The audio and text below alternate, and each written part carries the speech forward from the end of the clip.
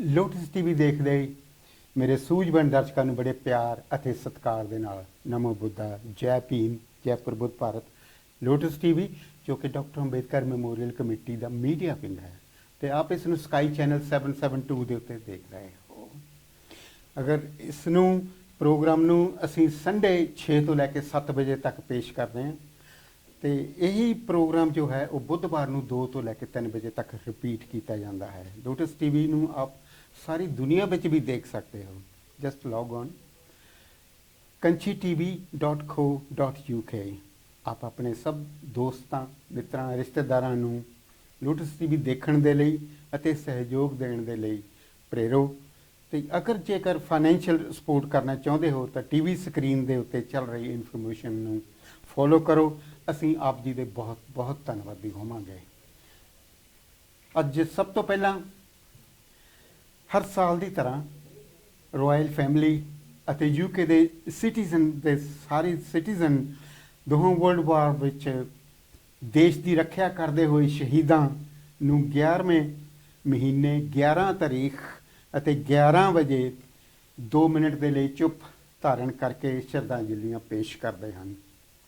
ਤੇ ਉਸ ਤੋਂ ਨੈਕਸਟ ਸੰਡੇ ਜੋ ਹੈ ਉਹਨੂੰ ਰਿਮੈਂਬਰੈਂਸ ਸੰਡੇ ਦੇ ਮਨਾਇਆ ਜਾਂਦਾ ਹੈ, ਜੋ ਕਿ ਅੱਜ ਸੀ।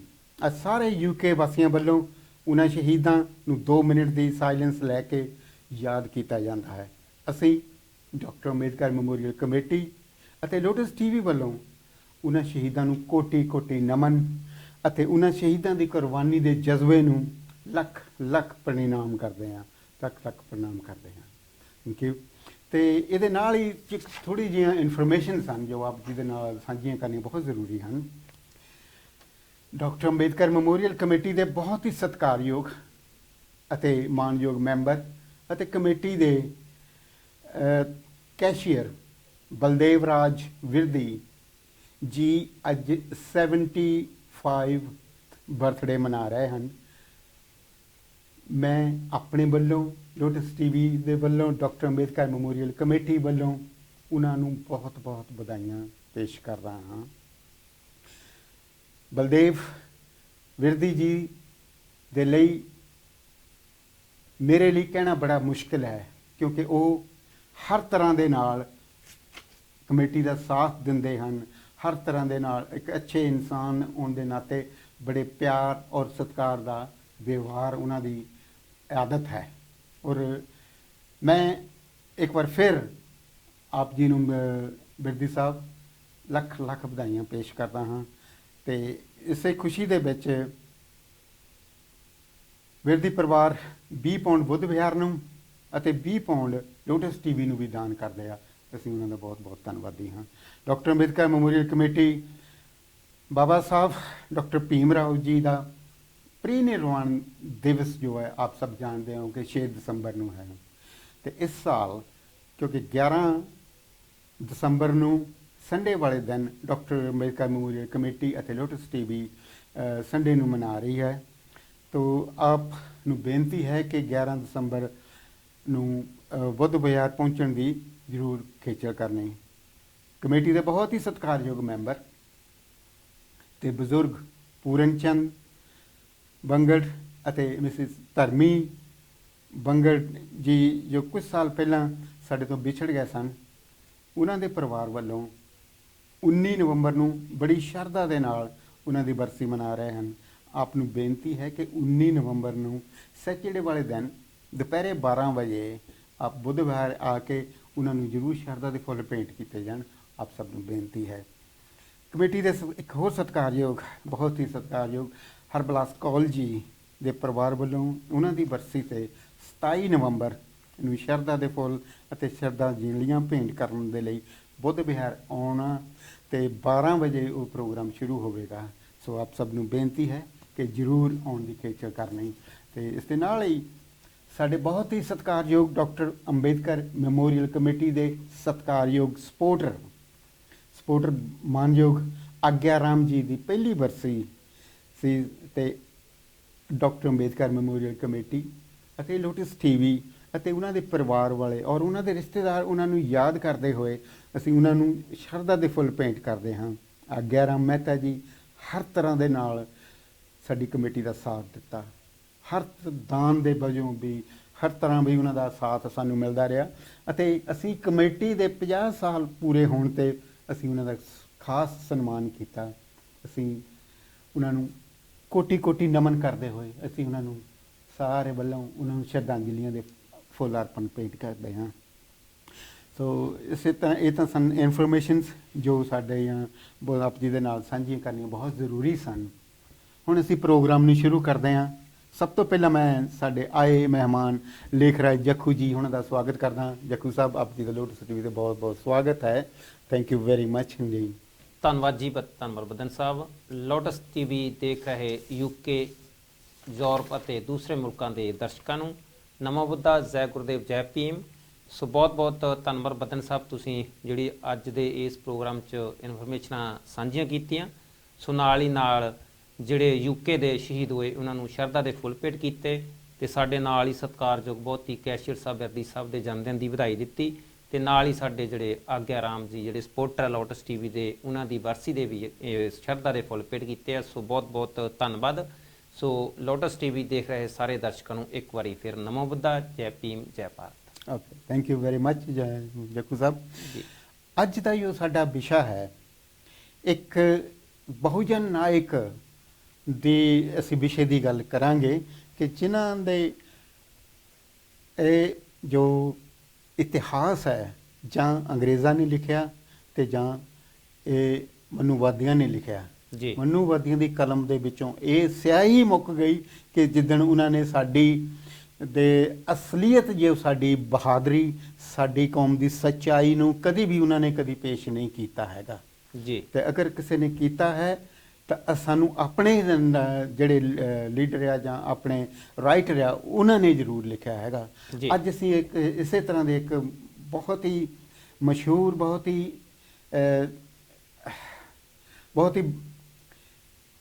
ਬੜੇ ਬਿਰਸਾ ਮੁੰਡਾ ਜੀ ਦੀ ਗੱਲ ਕਰਾਂਗੇ ਆਪਾਂ, ਜਿਨ੍ਹਾਂ ਨੂੰ ਅਸੀਂ ਧਰਤੀ ਦਾ ਬਾਦਸ਼ਾਹ ਵੀ ਕਿਹਾ ਜਾਂਦਾ ਆ, ਫਿਰ ਇੱਕ ਹੋਰ ਵੀ ਕੁਛ ਕਿਹਾ ਜਾਂਦਾ। ਬਿਰਸਾ ਮੁੰਡਾ ਜੀ ਦਾ ਜੀਵਨ ਅਸੀਂ ਆਪ ਜੀ ਦੇ ਨਾਲ ਸਾਂਝੀ ਕਰਾਂਗੇ ਕਿ ਬਿਰਸਾ ਮੁੰਡਾ ਜੀ ਦਾ ਜੀਵਨ ਜੋ ਕਿਸ ਤਰ੍ਹਾਂ ਦਾ ਸੀ, ਕਿਸ ਤਰ੍ਹਾਂ ਦਾ ਉਹਨਾਂ ਦਾ ਲਾਈਫ ਸਟਾਈਲ ਸੀਗੀ।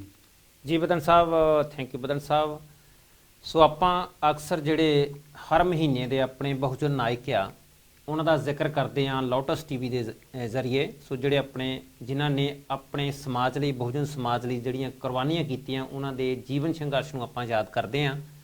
ਸੋ ਮੈਂ ਸਮਝਦਾ ਕਿ ਜਦੋਂ ਵੀ ਕਿਸੇ ਮਹਾਂਪੁਰਸ਼ ਦੀ ਵਿਚਾਰਧਾਰਾ ਨੂੰ ਆਪਾਂ ਵਿਚਾਰੀਏ ਨਾ, ਉਹ ਜਿਹੜੇ ਵਿਚਾਰਧਾਰਾ ਮਰ ਜਾਂਦੀ ਆ। ਸੋ ਇਹ ਹੀ ਇੱਕ ਤਰੀਕਾ ਹੈਗਾ ਆ। ਸੋ ਮੈਂ ਧੰਨਵਾਦ ਕਰਦਾ doctor BR Ambedkar memorial committee ਦਾ ਵੀ, ਜਿਹੜੇ ਸਮੇਂ-ਸਮੇਂ 'ਤੇ ਇਹੋ ਜਿਹੇ ਪ੍ਰੋਗਰਾਮ ਲੈ ਕੇ ਤੇ ਜਿਹੜੇ ਬਹੁਜਨ ਨਾਇਕ ਆ ਉਹਨਾਂ ਦੀ ਚਰਚਾ ਕਰਦੇ ਆ ਤੇ ਆਮ ਲੋਕਾਂ ਤੱਕ ਉਹਨਾਂ ਦੀ ਜਿਹੜੀ ਆ ਜੀਵਨ ਸੰਘਰਸ਼ ਦੀ ਜਾਣਕਾਰੀ ਪਹੁੰਚਾਉਂਦੇ ਆ। ਸੋ ਬਿਰਸਾ ਮੁੰਡਾ ਸਾਡੇ ਜਿਹੜੇ ਨਵੰਬਰ ਮਹੀਨੇ ਦੇ ਪ੍ਰੋਗਰਾਮ ਆ ਆਪਾਂ ਉਹਨਾਂ ਦੀ ਅੱਜ ਡਿਸਕਸ ਕਰਨ ਜਾ ਰਹੇ ਹਾਂ। ਸੋ ਬਿਰਸਾ ਮੁੰਡੇ ਦਾ ਜਨਮ 15 ਨਵੰਬਰ ਜੀ 1875 ਈਸਵੀ ਨੂੰ ਜੀ ਜਿਹੜਾ ਉਲੀਹਾਤੂ ਜ਼ਿਲ੍ਹਾ ਖੂੰਟੀ ਝਾਰਖੰਡ ਸਟੇਟ ਵਿੱਚ ਹੋਇਆ। ਸੋ ਜਿਹੜੀ ਝਾਰਖੰਡ ਪਹਿਲਾਂ ਇੱਕ ਬਿਹਾਰ ਦਾ ਇੱਕ ਹਿੱਸਾ ਹੁੰਦਾ ਸੀ, ਬਿਹਾਰ ਤੋਂ ਬਾਅਦ ਇਹ ਇੱਕ ਵੱਖਰੀ ਸਟੇਟ ਬਣੀ ਹੈ ਜਿਹਨੂੰ ਆਪਾਂ ਝਾਰਖੰਡ ਕਹਿੰਦੇ ਹਾਂ। ਬਹੁਤ ਮਸ਼ਹੂਰ ਸਟੇਟ ਆ ਝਾਰਖੰਡ। ਤੇ ਝਾਰਖੰਡ ਦੇ ਵਿੱਚ ਇਹਨਾਂ ਦਾ ਜਿਹੜਾ ਇਹ ਜਨਮ ਹੋਇਆ ਸੀ। ਸੋ ਇਹਨਾਂ ਦੇ ਪਿਤਾ ਦਾ ਜਿਹੜਾ ਨਾਂ ਸੀਗਾ ਉਹ ਸੀਗਾ ਸੁਗਨਾ ਮੁੰਡਾ ਤੇ ਮਾਤਾ ਦਾ ਨਾਂ ਸੀਗਾ ਜੀ ਕਰਮੀ ਮੁੰਡਾ। ਸੋ ਇੱਕ ਸ਼ਡਿਊਲ ਟ੍ਰਾਈਬਡ ਦੀ ਕੈਟਾਗਰੀ ਚ ਆਉਂਦੇ ਆ। ਬਹੁਤ ਹੀ ਗਰੀਬ ਪਰਿਵਾਰ ਦੇ ਵਿੱਚ ਇਹਨਾਂ ਦਾ ਜਨਮ ਹੋਇਆ। ਸੋ ਗਰੀਬ ਪਰਿਵਾਰ 'ਚ ਜਨਮ ਹੋਣ ਦੇ ਜ਼ਰੀਏ ਜਿੱਦਾਂ ਆਪਾਂ ਦੇਖਦੇ ਹਾਂ ਕਿ ਜਿਹੜੇ ਇਹ ਆਪਣੇ ਸ਼ਡਿਊਲ ਟ੍ਰਾਈਬਡ ਆ, ਆਦਿਵਾਸੀ ਵੀ ਤੌਰ 'ਤੇ ਇਹਨਾਂ ਨੂੰ ਆਪਾਂ ਜਾਣਿਆ ਜਾਂਦਾ ਜਾਂ ਆਦਿਵਾਸੀ ਕਹਿ ਕੇ ਵੀ ਪੁਕਾਰਿਆ ਜਾਂਦਾ। ਸੋ ਬਿਰਸਾ ਮੁੰਡੇ ਨੇ ਆਪਣੀ ਬਹੁਤ ਛੋਟੀ ਉਮਰ ਦੇ ਵਿੱਚ ਹੀ ਬਹੁਤ ਸਾਰੇ ਬਦਨ ਸਾਹਿਬ ਅੰਦੋਲਨ ਕੀਤੇ ਆ ਔਰ ਲਗਭਗ ਸਿਰਫ 25 ਸਾਲ ਦੀ ਏਜ ਦੇ ਵਿੱਚ, ਜਿਨ੍ਹਾਂ ਦਾ 9 ਜੂਨ 1900 ਈਸਵੀ ਨੂੰ ਜਿਹੜਾ ਇਹਨਾਂ ਦੀ ਸ਼ਹਾਦਤ ਹੋ ਜਾਂਦੀ ਆ। ਸੋ 25 ਸਾਲ ਦੀ ਆਜੂ ਦੇ ਵਿੱਚ ਇਹਨਾਂ ਨੇ ਆਪਣੇ ਇਹ ਬਹੁਜਨ ਸਮਾਜ ਲਈ, ਆਪਣੇ ਲੋਕਾਂ ਲਈ ਬਹੁਤ ਸਾਰੇ ਅੰਦੋਲਨ ਲੜੇ ਆ।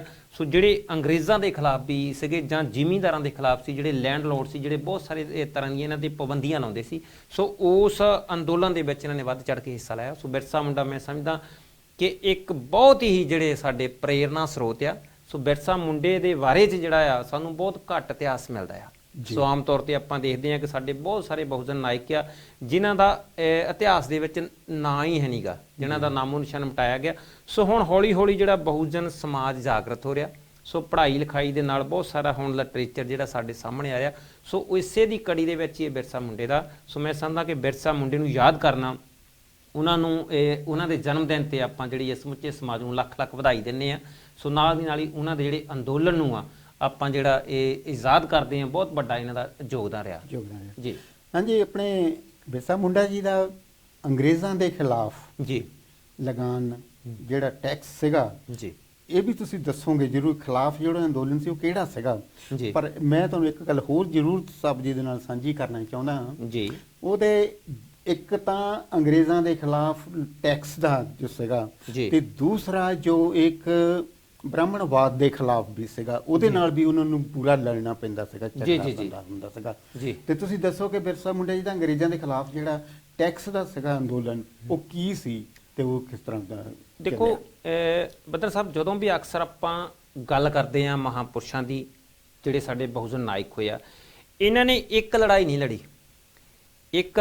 ਲੜੀ, ਇਹ ਜਿਹੜਾ ਆਪਣੇ ਅੰਗਰੇਜ਼ਾਂ ਦੇ ਨਾਲ ਤਾਂ ਲੜਾਈ ਸੀਗੀ ਜਿਨ੍ਹਾਂ ਦਾ ਭਾਰਤ ਦੇ ਉੱਤੇ ਜਿਹਨਾਂ ਦਾ ਰਾਜ ਸੀ, ਨਾਲ ਦੀ ਨਾਲ ਇੱਕ ਸਿਸਟਮ ਖਿਲਾਫ ਵੀ ਲੜਾਈ ਸੀ, ਜਿਹੜੀ ਇੱਕ ਬ੍ਰਾਹਮਣਵਾਦ ਸੀਗਾ, ਇੱਕ ਮਨੂਵਾਦ ਸੀਗਾ, ਇੱਕ ਜਿਹਨੂੰ ਆਪਾਂ ਰਜਵਾੜਾ ਸ਼ਾਹੀ ਕਹਿ ਦਿੰਦੇ ਆ, ਇੱਕ ਜ਼ਿਮੀਂਦਾਰ ਜਿਹੜੇ ਸੀਗੇ, ਜਿਹੜੇ ਲੈਂਡਲੋਰਡ ਸੀ, ਉਹਨਾਂ ਦੇ ਵੀ ਕਰ ਜਿਹੜੇ ਇਹਨਾਂ ਤੇ ਬਹੁਤ ਹੁੰਦੇ ਸੀ। ਸੋ ਖੇਤੀ ਇਹ ਕਰਦੇ ਸੀਗੇ ਤੇ ਉਹਦਾ ਟੈਕਸ ਜਿਹੜੇ ਸੀ ਉੱਥੇ ਦੇ ਜਿਹੜੇ ਜ਼ਿਮੀਂਦਾਰ ਸੀ ਤਕੜੇ, ਉਹ ਲੈ ਜਾਂਦੇ ਸੀਗੇ।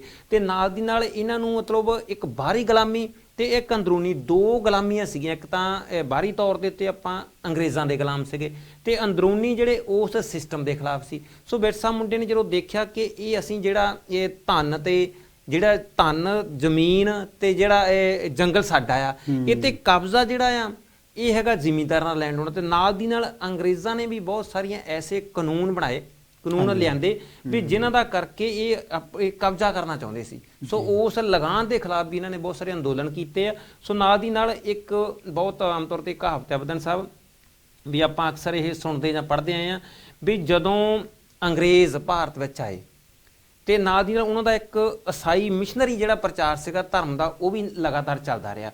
ਸੋ ਜਦੋਂ ਵੀ ਕਿਤੇ ਮਤਲਬ ਉਹਨਾਂ ਨੂੰ ਸਕੂਲ ਦੇ ਵਿੱਚ ਪੜ੍ਹਨ ਜਾਣਾ ਪੈਂਦਾ ਸੀ, ਤੇ ਨਾਲ ਦੀ ਨਾਲ ਜਿਹੜਾ ਕ੍ਰਿਸਚਨ ਜਿਹੜਾ ਧਰਮ ਹੈ ਉਹ ਅਡਾਪਟ ਕਰਨਾ ਪੈਂਦਾ ਸੀ। ਪਹਿਲਾਂ ਮਿਸ਼ਨਰੀ ਜਿਹੜੇ ਉਹਨਾਂ ਦੇ ਸੀ ਕਿ ਉਹਨਾਂ ਨੂੰ ਕ੍ਰਿਸਚਨ ਈਸਾਈ ਬਣਾਉਂਦੇ ਸੀ, ਫਿਰ ਸਕੂਲ 'ਚ ਦਾਖਲ ਕਰਦੇ ਸੀ। ਸੋ ਨਾਲ ਇੱਕ ਕਹਾਵਤ ਸੀਗੀ ਵੀ ਜਦੋਂ ਅੰਗਰੇਜ਼ ਭਾਰਤ ਵਿੱਚ ਆਏ, ਉਹਨਾਂ ਦੇ ਹੱਥ ਸੀ ਬਾਈਬਲ, ਤੇ ਉਹਨਾਂ ਨੇ ਕਿਹਾ ਅੱਖਾਂ ਬੰਦ ਕਰੋ, ਤੇ ਬਾਈਬਲ ਜਿਹੜੀ ਆ ਉਹ ਸਾਡੇ ਹੱਥ 'ਚ ਆ ਗਈ, ਜਿਹੜੀ ਜ਼ਮੀਨ ਸੀ ਉਹਨਾਂ ਦੇ ਹੱਥ ਚਲੇ ਗਈ।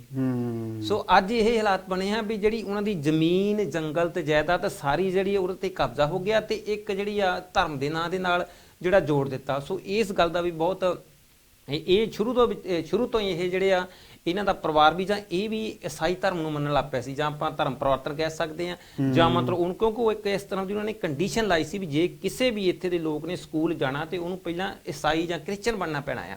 ਸੋ ਇਸ ਕਰਕੇ ਬਾਅਦ ਵਿੱਚ ਹੌਲੀ ਹੌਲੀ ਇਹ ਫਿਰ ਆਦਿਵਾਸੀ ਆਪਣੇ ਆਪ ਨੂੰ ਕਹਾਉਂਦੇ ਰਹੇ ਵੀ ਅਸੀਂ ਆਦਿਵਾਸੀ ਹਾਂ, ਮੂਲ ਨਿਵਾਸੀ, ਇਸ ਦੇਸ਼ ਦੇ ਅਸੀਂ ਵਸਨੀਕ ਹਾਂ। ਸੋ ਉਹਦੇ ਲਈ ਇਹਨਾਂ ਨੇ ਬਹੁਤ ਸਾਰੇ ਅੰਦੋਲਨ ਕੀਤੇ, ਔਰ ਅੰਗਰੇਜ਼ਾਂ ਦੇ ਖਿਲਾਫ ਸਮੇਂ ਦੇ ਉੱਤੇ ਇਹ ਜਿਹੜਾ ਵਿਦਰੋਹ ਕਰਦੇ ਰਹੇ। ਇੱਕ ਤਾਂ ਅੰਗਰੇਜ਼ਾਂ ਨੂੰ ਭਾਰਤ ਵਿੱਚੋਂ ਕੱਢਣ ਲਈ ਮੈਂ ਸਮਝਦਾ ਕਿ ਜਿਹੜੀ ਪਹਿਲੀ ਲੜਾਈ ਆ, ਜਿਹਦਾ ਇੱਕ ਮੁੱਢ ਬਣਿਆ ਦੇਸ਼ ਆਜ਼ਾਦ ਹੋਇਆ, ਕਿਉਂ ਹੌਲੀ ਹੌਲੀ ਜਿਹੜੀ 1857 ਤੋਂ ਲੈ ਕੇ 1947 ਤੱਕ, ਜਿਹਨੂੰ ਲਗਭਗ 90 ਸਾਲ ਲੱਗ ਗਏ ਆ ਭਾਰਤ ਦੇਸ਼ ਨੂੰ, ਇਹ ਇਹਨਾਂ ਮਹਾਂਪੁਰਸ਼ਾਂ ਦੀਆਂ ਹੀ ਕੁਰਬਾਨੀਆਂ ਆ। ਤੇ ਇਹਨਾਂ ਦੇ ਅੰਦੋਲਨ ਦੀ ਵਜ੍ਹਾ ਹੀ ਜਿਹੜਾ ਇਹ ਪਲੇਟਫਾਰਮ ਬਣ ਕੇ 1947 ਤੱਕ ਭਾਰਤ ਜਿਹੜਾ ਦੇਸ਼ ਆਜ਼ਾਦ ਹੋਇਆ। ਸੋ ਸਮੇਂ ਤੇ ਇਹਨਾਂ ਨੇ ਦੇਸ਼ ਨੂੰ ਆਜ਼ਾਦ ਕਰਾਉਣ ਲਈ ਤੇ ਆਪਣੇ ਸਮਾਜ ਨੂੰ ਆਜ਼ਾਦ ਕਰਾਉਣ ਲਈ ਜਿਹੜੇ ਅੰਦੋਲਨ ਵਿੰਡੇ। ਜੀ ਬਦਨ ਸਾਹਿਬ, ਸੂਰਬੀਰ ਬਿਰਸਾ ਮੁੰਡਾ ਨੇ ਹੋਰ ਕਿਹੜੇ ਅੰਦੋਲਨ ਕੀਤੇ ਅੰਗਰੇਜ਼ਾਂ ਦਾ, ਜਿਹਦੇ ਵਿੱਚ ਨੱਕ ਦੇ ਵਿੱਚ ਦਮ ਕਰੀ ਰੱਖਿਆ? ਉਹਨਾਂ ਨੇ ਬਹੁਤ ਬੜੇ ਅੰਦੋਲਨ ਕੀਤੇ ਸੀਗੇ। ਤਾਂ ਜਿੱਦਾਂ ਹੁਣ ਤੁਸੀਂ ਦੱਸਿਆ ਹੀ ਆ ਕਿ ਆਪਣੇ ਤਾਂ ਉਹਨੇ ਤਾਂ ਦੋ ਦੁਸ਼ਮਣ ਸੀਗੇ, ਦੋ ਦੁਸ਼ਮਣ ਸੀਗੇ। ਤੇ ਬਾਕੀ ਕ੍ਰਾਂਤੀਕਾਰੀ ਬਿਰਸਾ ਮੁੰਡਾ ਨੂੰ ਕਿਸ ਤਰ੍ਹਾਂ ਤੇ ਅੰਗਰੇਜ਼ਾਂ ਨੇ ਉਹਨੂੰ ਕਿਸ ਤਰ੍ਹਾਂ ਕਤਲ ਕੀਤਾ? ਦੇਖੋ, ਜਿਹੜਾ ਬਦਨ ਸਾਹਿਬ ਬਿਰਸਾ ਮੁੰਡੇ ਦਾ ਜਿਹੜਾ ਇਹ ਕਤਲ ਹੋਇਆ, ਜਾਂ ਜਿਹੜੀ ਉਹਨਾਂ ਦੀ ਸ਼ਹਾਦਤ ਹੋਈ ਆ, ਜਾਂ ਜਿਹਨੂੰ ਆਪਾਂ ਮਰਡਰ ਵੀ ਕਹਿ ਸਕਦੇ ਹਾਂ, ਪਰ ਆਮ ਤੌਰ ਤੇ ਇਹਦੀ ਕੋਈ ਪੁਖਤਾ ਜਾਣਕਾਰੀ ਨਹੀਂ, ਅੱਜ ਤੱਕ ਕੋਈ ਸਬੂਤ ਨਹੀਂ ਮਿਲ ਸਕਿਆ। ਬਹੁਤ ਸਾਰੇ ਇਹੋ ਜਿਹੇ ਮਹਾਂਪੁਰਸ਼ ਹੋਏ ਜਿਨ੍ਹਾਂ ਦਾ ਪਤਾ ਨਹੀਂ ਲੱਗਾ ਕਿਸ ਤਰ੍ਹਾਂ ਉਹਨਾਂ ਨੂੰ ਸ਼ਹੀਦ ਕੀਤਾ ਗਿਆ। ਸੋ ਇਹਨਾਂ ਨੂੰ ਜਿਹੜਾ 1896 ਦੇ ਵਿੱਚ ਗ੍ਰਿਫਤਾਰ ਕੀਤਾ। ਸੋ ਗ੍ਰਿਫਤਾਰ ਕਰਨ ਤੋਂ ਬਾਅਦ ਇਹਨਾਂ ਨੂੰ ਜਿਹੜਾ ਅੱਜ ਦੇ ਇਤਿਹਾਸ ਵਿੱਚ, ਜਾਂ ਆਪਾਂ ਨੂੰ ਜਿਹੜੀ ਜਿੰਨੀ ਜਾਣਕਾਰੀ ਮਿਲਦੀ ਆ, ਸੋ ਸਲੋ ਪਾਇਜ਼ਨ ਦੇ ਕੇ ਮਾਰਿਆ ਗਿਆ। ਸੋ ਸਲੋ ਪਾਇਜ਼ਨ ਦੇ ਕੇ ਉਹ ਕਾਫੀ ਲੰਬੇ ਸਮੇਂ ਬਾਅਦ ਅਸਰ ਕਰਦੀ। ਵੈਸੇ ਅੰਗਰੇਜ਼ਾਂ ਨੇ ਇਹਦੇ ਖਿਲਾਫ ਜਿਹੜੀ ਨਿਊਜ਼ ਆਈ ਸੀ, ਉਸ 'ਚ ਕਹਿੰਦੇ ਪਲੇਗ ਦੀ ਬਿਮਾਰੀ ਨਾਲ ਮਰਿਆ। ਹਾਂਜੀ, ਉਸ ਸਮੇਂ ਮਤਲਬ ਪਲੇਗ ਦੀ ਬਿਮਾਰੀ ਫੈਲ ਗਈ ਸੀ ਤੇ ਪਲੇਗ ਦੀ ਬਿਮਾਰੀ ਦਾ ਕਰਕੇ ਮਰਿਆ। ਪਰ ਕੁਝ ਜਿਹੜੇ ਇਤਿਹਾਸਕਾਰ ਹੈਗੇ ਆ ਉਹ ਕਹਿੰਦੇ ਕਿ ਇਹਨਾਂ ਨੂੰ ਸਲੋ ਪਾਇਜ਼ਨ ਦਿੱਤੀ ਗਈ। ਸੋ ਇਹਨਾਂ ਦਾ ਜਿਹੜਾ ਇਹ ਮਰਡਰ ਕੀਤਾ ਗਿਆ ਜਾਂ ਇਹਨਾਂ ਦਾ ਕਤਲ ਕੀਤਾ ਗਿਆ, ਇਹਨਾਂ ਦੀ ਹੱਤਿਆ ਕੀਤੀ ਗਈ, ਇਹ ਨੈਚੁਰਲ ਮੌਤ ਨਹੀਂ ਮਰੇ। ਸੋ ਅੰਗਰੇਜ਼ਾਂ ਦੇ ਜਿਹੜੇ ਖਿਲਾਫ ਇਹ ਅੰਦੋਲਨ ਵਿੰਨ੍ਹਦੇ ਸੀਗੇ, ਉਹਦੇ ਤੋਂ ਅੰਗਰੇਜ਼ ਇੰਨੇ ਦੁਖੀ ਹੋ ਗਏ ਸੀਗੇ ਕਿ ਇਹਨਾਂ ਨੇ ਮਤਲਬ ਦੇਖੋ ਉਸ ਸਮੇਂ ਦੇ ਵਿੱਚ ਇਹਨਾਂ ਦੀ ਲੜਾਈ ਕੀ ਸੀ, ਗਲੇਲਾਂ ਨਾਲ, ਨੇਜਿਆਂ ਨਾਲ, ਤਲਵਾਰਾਂ ਨਾਲ ਤੇ ਕੁਹਾੜੀਆਂ ਦੇ ਨਾਲ। ਤੇ ਇਹਨਾਂ ਇਸ ਲੜਾਈ ਦੇ ਨਾਲ ਅਸੀਂ ਬੰਦੂਕਾਂ ਦੀ ਤੇ ਜਿਹੜੀਆਂ ਸਟੇਨ ਗਨਾਂ ਦੀ ਜਾਂ ਬੰਬਾਂ ਦੀ ਲੜਾਈ ਨਹੀਂ ਜਿੱਤ ਸਕਦੇ। ਇਹ ਜਿਹੜੇ ਸਿਸਟਮ ਦੇ ਨਾਲ ਇਹ ਲੜਾਈ ਲੜਦੇ, ਆਮ ਤੌਰ ਤੇ ਆਪਾਂ ਕਈ ਵਾਰੀ ਇਦਾਂ ਤਸਵੀਰਾਂ ਵੀ ਦੇਖਦੇ ਹਾਂ, ਇਹਨਾਂ ਦੇ ਹੱਥ 'ਚ ਤੀਰ ਕਮਾਨ ਜਾਂ ਕੁਲਹਾੜੀ ਆ ਜਾਂ ਤਲਵਾਰ ਆ ਕੋਈ ਜਾਂ ਨੇਜਾ ਆ ਜਾਂ ਤੀਰ ਕਮਾਨ ਹੀ ਆ, ਜ਼ਿਆਦਾਤਰ ਆਪਾਂ ਜਿਹੜੀਆਂ ਤਸਵੀਰਾਂ ਦੇਖਦੇ ਹਾਂ। ਸੋ ਉਹ ਜਿਹੜੀਆਂ ਤਸਵੀਰਾਂ ਇਹੀ ਸਿੱਧ ਕਰਦੀਆਂ ਕਿ ਇਹਨਾਂ ਨੇ ਅੰਗਰੇਜ਼ਾਂ ਦੇ ਖਿਲਾਫ ਬਹੁਤ ਵੱਡੇ ਵਿਦਰੋਹ ਕੀਤੇ। ਅੰਗਰੇਜ਼ਾਂ ਦੇ ਖਿਲਾਫ ਉਹ ਅੰਗਰੇਜ਼ ਇਸ ਗੱਲ ਤੋਂ ਦੁਖੀ ਹੋਣ ਕਰਕੇ ਇਹਨਾਂ ਨੂੰ ਕਈ ਵਾਰੀ ਗ੍ਰਿਫਤਾਰ ਕੀਤਾ ਤੇ ਕਈ ਵਾਰੀ ਇਹਨਾਂ ਨੂੰ ਛੱਡਿਆ। ਕਈ ਵਾਰੀ ਇਹਨਾਂ ਨੂੰ ਸਜ਼ਾ ਵੀ ਹੋਈ, 2 ਸਾਲ ਦੀ ਇੱਕ ਵਾਰੀ ਸਜ਼ਾ ਹੋਈ, ਫਿਰ ਨਾਲ 50,000 ਰੁਪਇਆ ਜੁਰਮਾਨਾ ਵੀ ਹੋਇਆ। ਜੇ ਸਜ਼ਾ ਨਹੀਂ ਕੱਟਣੀ ਤੇ 6 ਜੁਰਮਾਨਾ ਨਹੀਂ ਦੇਣਾ ਤਾਂ 6 ਮਹੀਨੇ ਦੀ ਸਜ਼ਾ ਵਧਾਈ ਜਾਊਗੀ। ਸੋ ਇਸ ਕਰਕੇ ਇਹਨਾਂ ਦੀ ਜਿਹੜੀ ਆ 9 ਜੂਨ 1900 ਦੇ ਵਿੱਚ ਇਹਨਾਂ ਦੀ ਸ਼ਹਾਦਤ ਹੋ ਜਾਂਦੀ ਹੈ। ਸੋ 25 ਸਾਲ ਦੀ ਏਜ ਦੇ ਵਿੱਚ ਇਸ ਦੁਨੀਆ ਤੋਂ ਚਲੇ ਜਾਂਦੇ। ਸੋ ਛੋਟੀ ਜਿਹੀ ਲਾਈਫ ਦੇ ਵਿੱਚ ਬਹੁਤ ਵੱਡੇ ਜਿਹੜੇ ਇਹਨੀ ਕਾਰਨਾਮੇ ਕੀਤੇ ਆ। ਸੋ ਮੈਂ ਸਮਝਦਾ ਕਿ ਇਹਨਾਂ ਨੂੰ ਯਾਦ ਕਰਨਾ ਜਾਂ ਇਹਨਾਂ ਦੀ ਜੀਵਨੀ ਤੋਂ ਪ੍ਰੇਰਨਾ ਲੈਣਾ ਇੱਕ ਬਹੁਤ ਬਹੁਜਨ ਸਮਾਜ ਲਈ ਜ਼ਰੂਰੀ ਹੈ। ਹਾਂਜੀ, ਬਿਲਕੁਲ ਸਹੀ ਗੱਲ ਹੈ ਤੁਹਾਡੀ, ਕਿਉਂਕਿ ਉਸ ਵੇਲੇ ਵੀ ਦੱਸਿਆ ਜਾਂਦਾ ਕਿ ਇਹਨਾਂ ਦੇ ਜਿੱਦਾਂ ਇਨਾਮ ਰੱਖਿਆ ਸੀਗਾ ਅੰਗਰੇਜ਼ਾਂ ਨੇ, ਉਹਨਾਂ ਨੇ ਇੱਕ ਕਾਨੂੰਨ ਬਣਾਇਆ ਸੀਗਾ 1802 ਦੇ ਵਿੱਚ, ਬਈ ਇਹ ਜੋ ਵੀ ਸਾਡੀ ਜ਼ਮੀਨ ਜੋ ਵੀ ਹੈ ਸਾਡੀ ਆ ਜੀ, ਤੇ ਉਹਦੇ ਖਿਲਾਫ ਉਹਨਾਂ ਨੇ ਬਹੁਤ ਬੜੀ ਲੜਾਈ ਲੜੀ ਸੀ। ਤੇ ਉਹ ਬਾਗੀ ਦੇ ਜਿਸ ਤਰ੍ਹਾਂ ਬਾਗੀ ਹੋ ਜਾਂਦਾ, ਉਹ ਇਸ ਤਰ੍ਹਾਂ ਸੀਗਾ, ਉਹਨਾਂ ਦਾ 500 ਰੁਪਇਆ ਉਹਨਾਂ ਦਾ ਸਿਰ ਦਾ ਮੁੱਲ ਰੱਖਿਆ ਸੀਗਾ, ਜੁਰਮਾਨਾ ਰੱਖੇ। ਔਰ 500 ਰੁਪਏ ਦੇ ਲਾਲਚ ਦੇ ਵਿੱਚ ਮੇਰੇ ਖਿਆਲ ਨੂੰ ਗ੍ਰਿਫਤਾਰ ਵੀ ਕਰਾਇਆ ਗਿਆ। ਗ੍ਰਿਫਤਾਰ ਵੀ ਕਰਾਇਆ ਗਿਆ। ਦੇਖੋ 500 ਰੁਪਏ ਦੇ ਲਾਲਚ ਵਿੱਚ ਇਹਨਾਂ ਨੂੰ ਗ੍ਰਿਫਤਾਰ ਵੀ ਕਰਾਇਆ ਗਿਆ। ਤੇ ਇਸੇ ਤਰ੍ਹਾਂ ਹੀ ਆ, ਮਤਲਬ ਕਿਉਂਕਿ ਇਹਨਾਂ ਤੋਂ ਬਹੁਤ ਵੱਡਾ ਖਤਰਾ ਸੀਗਾ ਜਾਂ ਅੰਗਰੇਜ਼ਾਂ ਨੂੰ ਇੱਕ ਅਸੀਂ ਬਹੁਤ ਵੱਡੀ ਡਰ ਸੀਗਾ ਵੀ ਇਹ ਸਮਾਜ ਨੂੰ ਜਾਗਰਤ ਕਰੇ। ਸੋ ਅੰਗਰੇਜ਼ਾਂ ਦੀ ਪਾਲਿਸੀ ਸੀਗੀ ਵੀ ਉਹ ਇਹ ਬਹੁਤ ਇਨਕਮ ਸੋਰਸ ਸੀਗਾ ਜਿਹੜਾ ਜੰਗਲ, ਜ਼ਮੀਨ, ਜਾਇਦਾਦ ਤੋਂ, ਔਰ ਜਿਹੜਾ ਜਿੰਨਾ ਵੀ ਇਹ ਏਰੀਆ ਹੈਗਾ ਝਾਰਖੰਡ ਦਾ, ਬਿਹਾਰ ਦਾ, ਇਹ ਸਾਰੀਆਂ ਖਾਨਾਂ ਕੋਲੇ ਦੀਆਂ ਸੀਗੀਆਂ। ਇਸ ਕਰਕੇ ਇਹ ਉੱਥੇ ਦੇ ਜਿਹੜੇ ਆਦਿਵਾਸੀ ਸੀ ਉਹਨਾਂ ਦਾ ਕਬਜ਼ਾ ਸੀ, ਉਹਨਾਂ ਦੇ ਹੱਥੇ ਜ਼ਮੀਨ, ਜੰਗਲ ਸੀਗੇ, ਸਾਰੀ ਇਨਕਮ ਉਹਨਾਂ ਕੋਲ ਸੀ। ਤੇ ਅੰਗਰੇਜ਼ਾਂ ਨੇ ਦੇਖਿਆ ਕਿ ਜਦੋਂ ਇਹ ਕਬਜ਼ਾ ਸਾਡੇ ਹੱਥ ਆਊਗਾ ਤੇ ਤਦ ਇਹਦੀ ਜਿਹੜੀ ਆ ਇਨਕਮ ਸਾਨੂੰ ਆਊਗੀ। ਸੋ ਉਹਦੇ ਲਈ ਇਹਨਾਂ ਨੇ ਲੋਕਾਂ ਨੂੰ ਜਾਗਰਤ ਕੀਤਾ ਔਰ ਨਾਲ ਕਿਹਾ ਵੀ ਜੇ ਤੁਸੀਂ ਆਪਣੀ ਜ਼ਮੀਨ ਬਚਾਉਣੀ ਆ ਤੇ ਤੁਹਾਨੂੰ ਜਿਹੜਾ ਵਿਦਰੋਹ ਕਰਨਾ ਪੈਣਾ ਆ ਤੇ ਤੁਹਾਨੂੰ ਸੰਘਰਸ਼ ਕਰਨਾ ਪੈਣਾ। ਉਸ ਸੰਘਰਸ਼ ਦੀ ਬਦੌਲਤ ਹੀ ਇਹਨਾਂ ਨੇ ਸ਼ਹਾਦਤ ਪ੍ਰਾਪਤ ਕੀਤੀ ਜੀ। ਹਾਂਜੀ ਜੱਖੂ ਸਾਹਿਬ, ਕ੍ਰਾਂਤੀਕਾਰੀ ਬਿਰਸਾ ਮੁੰਡਾ ਨੂੰ ਕਿਸ ਤਰ੍ਹਾਂ ਤੇ ਕਦੋਂ ਆਪਣੇ ਬਿਰਸਾ ਮੁੰਡਾ ਨੂੰ ਝਾਰਖੰਡ ਸਰਕਾਰ ਕਿਸ ਤਰ੍ਹਾਂ ਯਾਦ ਕਰਦੀ ਹੈ? ਦੇਖੋ ਕੀ ਬਿਰਸਾ ਮੁੰਡਾ ਦੀ ਯਾਦ ਵਿੱਚ ਉਹਨਾਂ ਨੇ ਕੀ ਕੁਝ ਬਣਾਇਆ, ਕੀ ਕੋਈ ਯਾਦਗਾਰ ਬਣਾਈ ਹੈ? ਦੇਖੋ ਬੱਦਲ ਸਾਹਿਬ, ਜਿੱਦਾਂ ਤੁਸੀਂ ਪਹਿਲਾਂ ਵੀ ਜ਼ਿਕਰ ਕੀਤਾ ਸੀ ਕਿ ਜਿਹੜੀਆਂ ਸਮੇਂ ਦੀਆਂ ਸਰਕਾਰਾਂ ਆ ਉਹਨਾਂ ਨੇ ਸਾਡੇ ਮਹਾਂਪੁਰਸ਼ਾਂ ਨੂੰ ਦਬਾਉਣ ਦੀ ਕੋਸ਼ਿਸ਼ ਕੀਤੀ ਆ ਤੇ ਕਦੇ ਵੀ ਉਹਨਾਂ ਨੂੰ ਉਜਾਗਰ ਨਹੀਂ ਕੀਤਾ ਤੇ ਇਤਿਹਾਸ ਦੇ ਪੰਨਿਆਂ ਦੇ ਵਿੱਚ ਇਹਨਾਂ ਨੂੰ ਕਦੇ ਵੀ ਜਿਹੜਾ ਮਤਲਬ ਹਾਈਲਾਈਟ ਨਹੀਂ ਕੀਤਾ।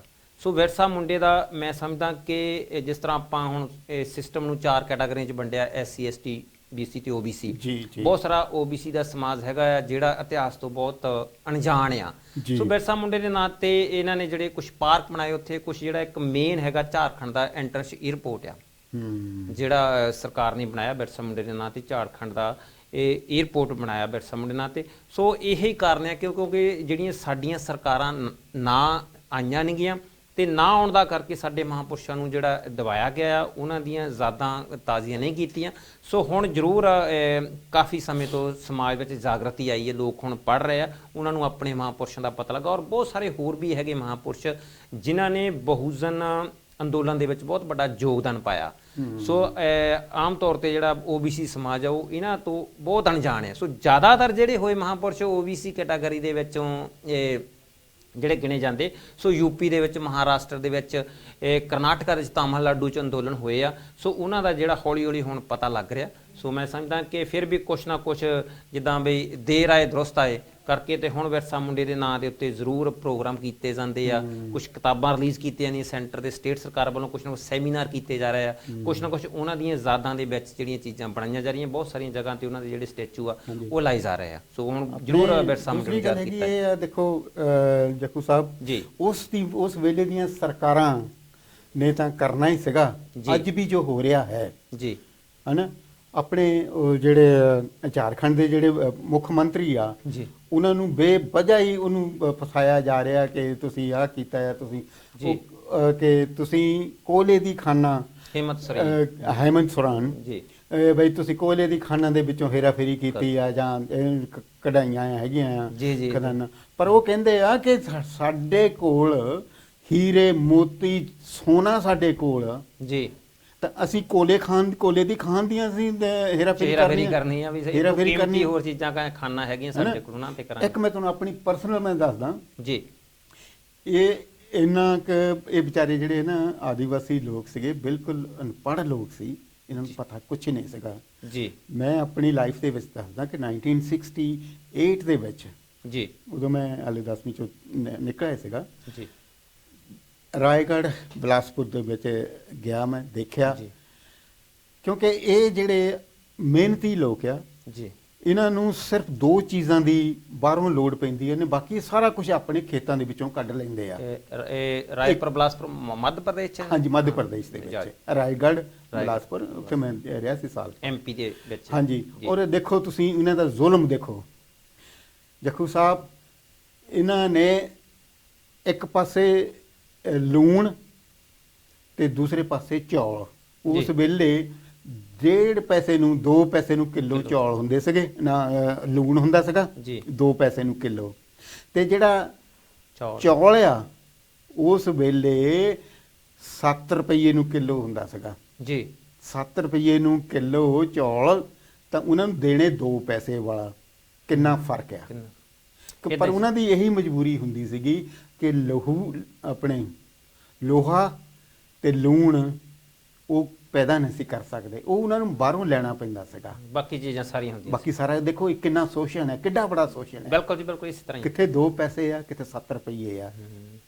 ਹਾਂਜੀ ਜੀ, ਇਦਾਂ ਦਾ ਵੀ ਹੁੰਦਾ ਰਿਹਾ। ਹੁਣ ਤੁਸੀਂ ਸੁਰੇਨ ਹੋਣਾ ਦਾ ਦੇਖ ਲਵੋ, ਨਿਤ ਤੀਏ ਦਿਨ ਉਹਨਾਂ ਨੂੰ ਖਿੱਚ ਲੈਂਦੇ ਆ, ਕੁਝ ਫੰਡਿਆਂ ਚ ਪਾਈ ਰੱਖਦੇ ਆ। ਸੋ ਅਸੀਂ ਹੁਣ ਇਹੀ ਕਿ ਉਹਨਾਂ ਦੀ ਯਾਦ ਵਿੱਚ ਇੱਕ ਉਹਨਾਂ ਨੂੰ ਕੋਟੀ ਨਮਨ ਕਰਦੇ ਆ, ਔਰ ਉਹਨਾਂ ਨੇ ਬੜਾ ਹਨਾ ਯਾਦ ਕੀਤਾ। ਤੇ ਅੱਜ ਦੇ ਅਸੀਂ ਦੂਸਰੇ ਜਿਹੜੇ ਆ ਸਾਡੇ ਝਲਕਾਰੀ ਬਾਈ ਜੀ, ਤੇ ਉਹਨਾਂ ਦੇ ਬਾਰੇ ਵੀ ਆਪਾਂ ਗੱਲ ਕਰ ਲਈਏ। ਜੀ ਬਿਲਕੁਲ ਜੀ, ਨਾਇਕਾ ਸਾਡੀ, ਹਾਂ ਨਾਇਕਾ ਜੋ ਹੈ ਝਲਕਾਰੀ ਬਾਈ ਜੀ ਜੀ, ਉਹਨਾਂ ਦੀ ਆਪਾਂ ਗੱਲ ਕਰਦੇ ਆ ਜੀ। ਬਹੁਜਨ ਸੁਰਵੀਰ ਨਾਇਕਾ ਝਲਕਾਰੀ ਬਾਈ ਦੇ ਮੁੱਢਲੇ ਜੀਵਨ ਬਾਰੇ ਸਾਡੇ ਦਰਸ਼ਕਾਂ ਨਾਲ ਦੱਸੋ ਵੀ ਕਿੱਦਾਂ ਦਾ ਉਹਨਾਂ ਦਾ ਲਾਈਫ ਸੀਗੀ। ਦੇਖੋ ਬਦਨ ਸਾਹਿਬ, ਜਿੱਦਾਂ ਆਪਾਂ ਪਹਿਲਾਂ ਗੱਲ ਕੀਤੀ ਹੈ ਕਿ ਸਮੇਂ-ਸਮੇਂ ਤੇ ਅਸੀਂ ਆਪਣੇ ਬਹੁਜਨ ਨਾਇਕ ਤੇ ਨਾਇਕਾਵਾਂ ਦਾ ਜਿਹੜਾ ਜ਼ਿਕਰ ਕਰਦੇ ਆ, ਉਸੇ ਲੜੀ ਦੇ ਵਿੱਚ ਜਿਹੜਾ ਇਹ 22 ਨਵੰਬਰ ਨੂੰ ਇਹਨਾਂ ਦਾ ਜਨਮ ਦਿਨ ਆ ਰਿਹਾ, ਝਲਕਾਰੀ ਬਾਈ ਦਾ ਜੀ। ਸੋ 22 ਨਵੰਬਰ 1830 ਨੂੰ ਇਹਨਾਂ ਦਾ ਜਿਹੜਾ ਬੁਧੇਲਖੰਡ ਝਾਂਸੀ ਵਿਖੇ ਇਹਨਾਂ ਦਾ ਜਿਹੜਾ ਜਨਮ ਹੋਇਆ। ਸੋ 4 ਜਿਹੜਾ ਇਹ ਅਪ੍ਰੈਲ ਤੇ 1857 ਦੀ ਜਿਹੜੀ ਲੜਾਈ ਸੀ, ਉਸ ਲੜਾਈ ਤੋਂ ਬਾਅਦ ਇਹਨਾਂ ਦੀ ਸ਼ਹਾਦਤ ਹੋ ਜਾਂਦੀ ਉਸ ਲੜਾਈ ਦੇ ਵਿੱਚ ਹੀ, ਯਾਨੀ 22 ਨਵੰਬਰ 1830 ਨੂੰ ਇਹਨਾਂ ਦਾ ਜਿਹੜਾ ਜਨਮ ਹੁੰਦਾ। ਸੋ ਝਲਕਾਰੀ ਬਾਈ ਦੀ ਜਿਹੜੀ ਵੀ ਹਿਸਟਰੀ ਆ, ਇਹ ਵੀ ਬਦਨ ਸਾਹਿਬ ਜਿਸ ਤਰ੍ਹਾਂ ਆਪਾਂ ਪਹਿਲਾਂ ਗੱਲ ਕਰਕੇ ਹਟੇ ਹਾਂ ਵੀ ਬਹੁਤ ਘੱਟ ਮਿਲਦੀ ਆ, ਤੇ ਲੋਕ ਇਹਨੂੰ ਝਲਕਾਰੀ ਬਾਈ ਨੂੰ ਜ਼ਿਆਦਾਤਰ ਲక్ష్ਮੀ ਬਾਈ ਦੀ ਸ਼ਕਲ ਦੇ ਰੂਪ ਵਿੱਚ ਹੀ ਦੇਖਦੇ ਆ। ਔਰ ਲక్ష్ਮੀ ਬਾਈ ਦਾ ਜਿਹੜਾ ਰਾਜ ਸੀ, ਜਿਹੜੀ ਵਾਰਾਣਸੀ UP ਦੇ ਵਿੱਚ ਹੋਇਆ, ਜਿਨ੍ਹਾਂ ਦਾ ਇੱਕ ਆਪਣੀ ਰਿਆਸਤ ਸੀਗੀ, ਸੋ ਉਸ ਕਿਲੇ ਦੇ ਵਿੱਚ ਇਹਨਾਂ ਨੂੰ ਜਿਹੜਾ ਇਹ ਕੰਮ ਕਰਨ ਦਾ ਵੀ ਮੌਕਾ ਮਿਲਿਆ, ਅੱਗੇ ਜਾ ਕੇ ਆਪਾਂ ਜ਼ਿਕਰ ਕਰਾਂਗੇ ਉਹਦਾ ਵੀ। ਸੋ ਇਸ ਕਰਕੇ ਝਲਕਾਰੀ ਬਾਈ ਦੀ ਵੀ ਇੱਕ ਜਿਹੜੀ ਸ਼ਹਾਦਤ ਹੋਈ ਆ ਅੰਗਰੇਜ਼ਾਂ ਦੇ ਖਿਲਾਫ ਹੋਈ ਆ, ਉਹਨਾਂ ਨੇ ਵੀ ਇੱਕ ਲੜਾਈ ਦੇ ਵਿੱਚ ਸ਼ਹਾਦਤ ਪ੍ਰਾਪਤ ਕੀਤੀ ਆ। ਸੋ ਝਲਕਾਰੀ ਬਾਈ ਵੀ ਇੱਕ ਬਹੁਤ ਹੀ ਜਿਹਨੂੰ ਆਪਾਂ ਵਿਰੰਗਣਾ ਦੇ ਤੌਰ ਤੇ, ਬਹਾਦਰੀ ਦੇ ਤੌਰ ਤੇ, ਸੂਰਵੀਰ ਨਾਇਕਾ ਦੇ ਤੌਰ ਤੇ ਯਾਦ ਕਰਦੇ ਆ। ਸੋ ਝਲਕਾਰੀ ਬਾਈ ਹੈ ਜਿਨ੍ਹਾਂ ਨੇ ਅੰਗਰੇਜ਼ਾਂ ਦੇ ਨਾਲ ਜਿਹੜੀ ਲੜਾਈ ਲੜੀ ਆ। ਸੋ ਇੱਕ ਮੈਂ ਸਮਝਦਾ ਕਿ ਔਰਤ ਹੋਣ ਦੇ ਨਾਤੇ ਤੇ ਇੱਕ ਮਤਲਬ ਇਹ ਨਾਲ ਦੀ ਨਾਲ ਜਿਹੜੇ ਬਹੁਜਨ ਸਮਾਜ ਵਿੱਚੋਂ ਜਿਹੜੀਆਂ ਇਹ ਜਿਹਨੂੰ ਆਪਾਂ ਅਛੂਤ ਸਮਾਜ, ਸ਼ੂਦਰ ਸਮਾਜ ਜਿਹਨੂੰ ਕਿਹਾ ਜਾਂਦਾ ਆ, ਉਸ ਸਮਾਜ ਦੇ ਵਿੱਚੋਂ ਜਿਹੜੀ ਬਹਾਦਰੀ ਜਿਹੜੀ ਪੈਦਾ ਹੋਣੀ ਇੱਕ ਔਰਤ ਦੀ ਬਹੁਤ ਵੱਡੀ ਇੱਕ ਮਹਾਨ ਜਿਹੜੀ ਕਹਿ ਸਕਦੇ ਹਾਂ ਆਪਾਂ। ਸੋ ਇਹਦਾ ਜਿਹੜਾ 22 ਨਵੰਬਰ ਨੂੰ ਜਨਮ ਦਿਨ ਆ ਰਿਹਾ। ਸੋ 22 ਨਵੰਬਰ 1830 ਨੂੰ ਇਹਨਾਂ ਦਾ ਜਨਮ ਹੋਇਆ ਸੀ। ਸੋ ਇਹ ਝਲਕਾਰੀ ਬਾਈ ਦਾ ਜਿਹੜਾ ਵੀ ਅੰਗਰੇਜ਼ਾਂ ਦੇ ਖਿਲਾਫ ਜਿਸ ਤਰ੍ਹਾਂ ਵਿਰਸਾ ਮੁੰਡੇ ਨੇ ਲੜਾਈ ਲੜੀ ਆ, ਸੋ ਜਿੱਦਾਂ ਆਪਾਂ ਜ਼ਿਕਰ ਕਰਦੇ ਵੀ ਇਹ ਸਾਡੇ ਮਹਾਂਪੁਰਸ਼ਾਂ ਦੀ ਲੜਾਈ ਪਿੱਛੋਂ ਕਾਫੀ ਲੰਬਾ ਸਮਾਂ ਜਿਹੜੀ ਚੱਲਦੀ ਆ ਰਹੀ ਆ। ਸੋ ਉਸੇ ਲੜੀ ਨੂੰ ਅੱਗੇ ਤੋਰਦਿਆਂ ਮਤਲਬ 1947 ਤੱਕ ਜਿਹੜਾ ਦੇਸ਼ ਆਜ਼ਾਦ ਹੋ ਜਾਂਦਾ ਤੇ ਇਹਦੇ ਮਹਾਂਪੁਰਸ਼ਾਂ ਦੀ ਜਿਹੜੀ ਕੜੀ ਜੁੜਦੀ ਜਾ ਰਹੀ ਆ।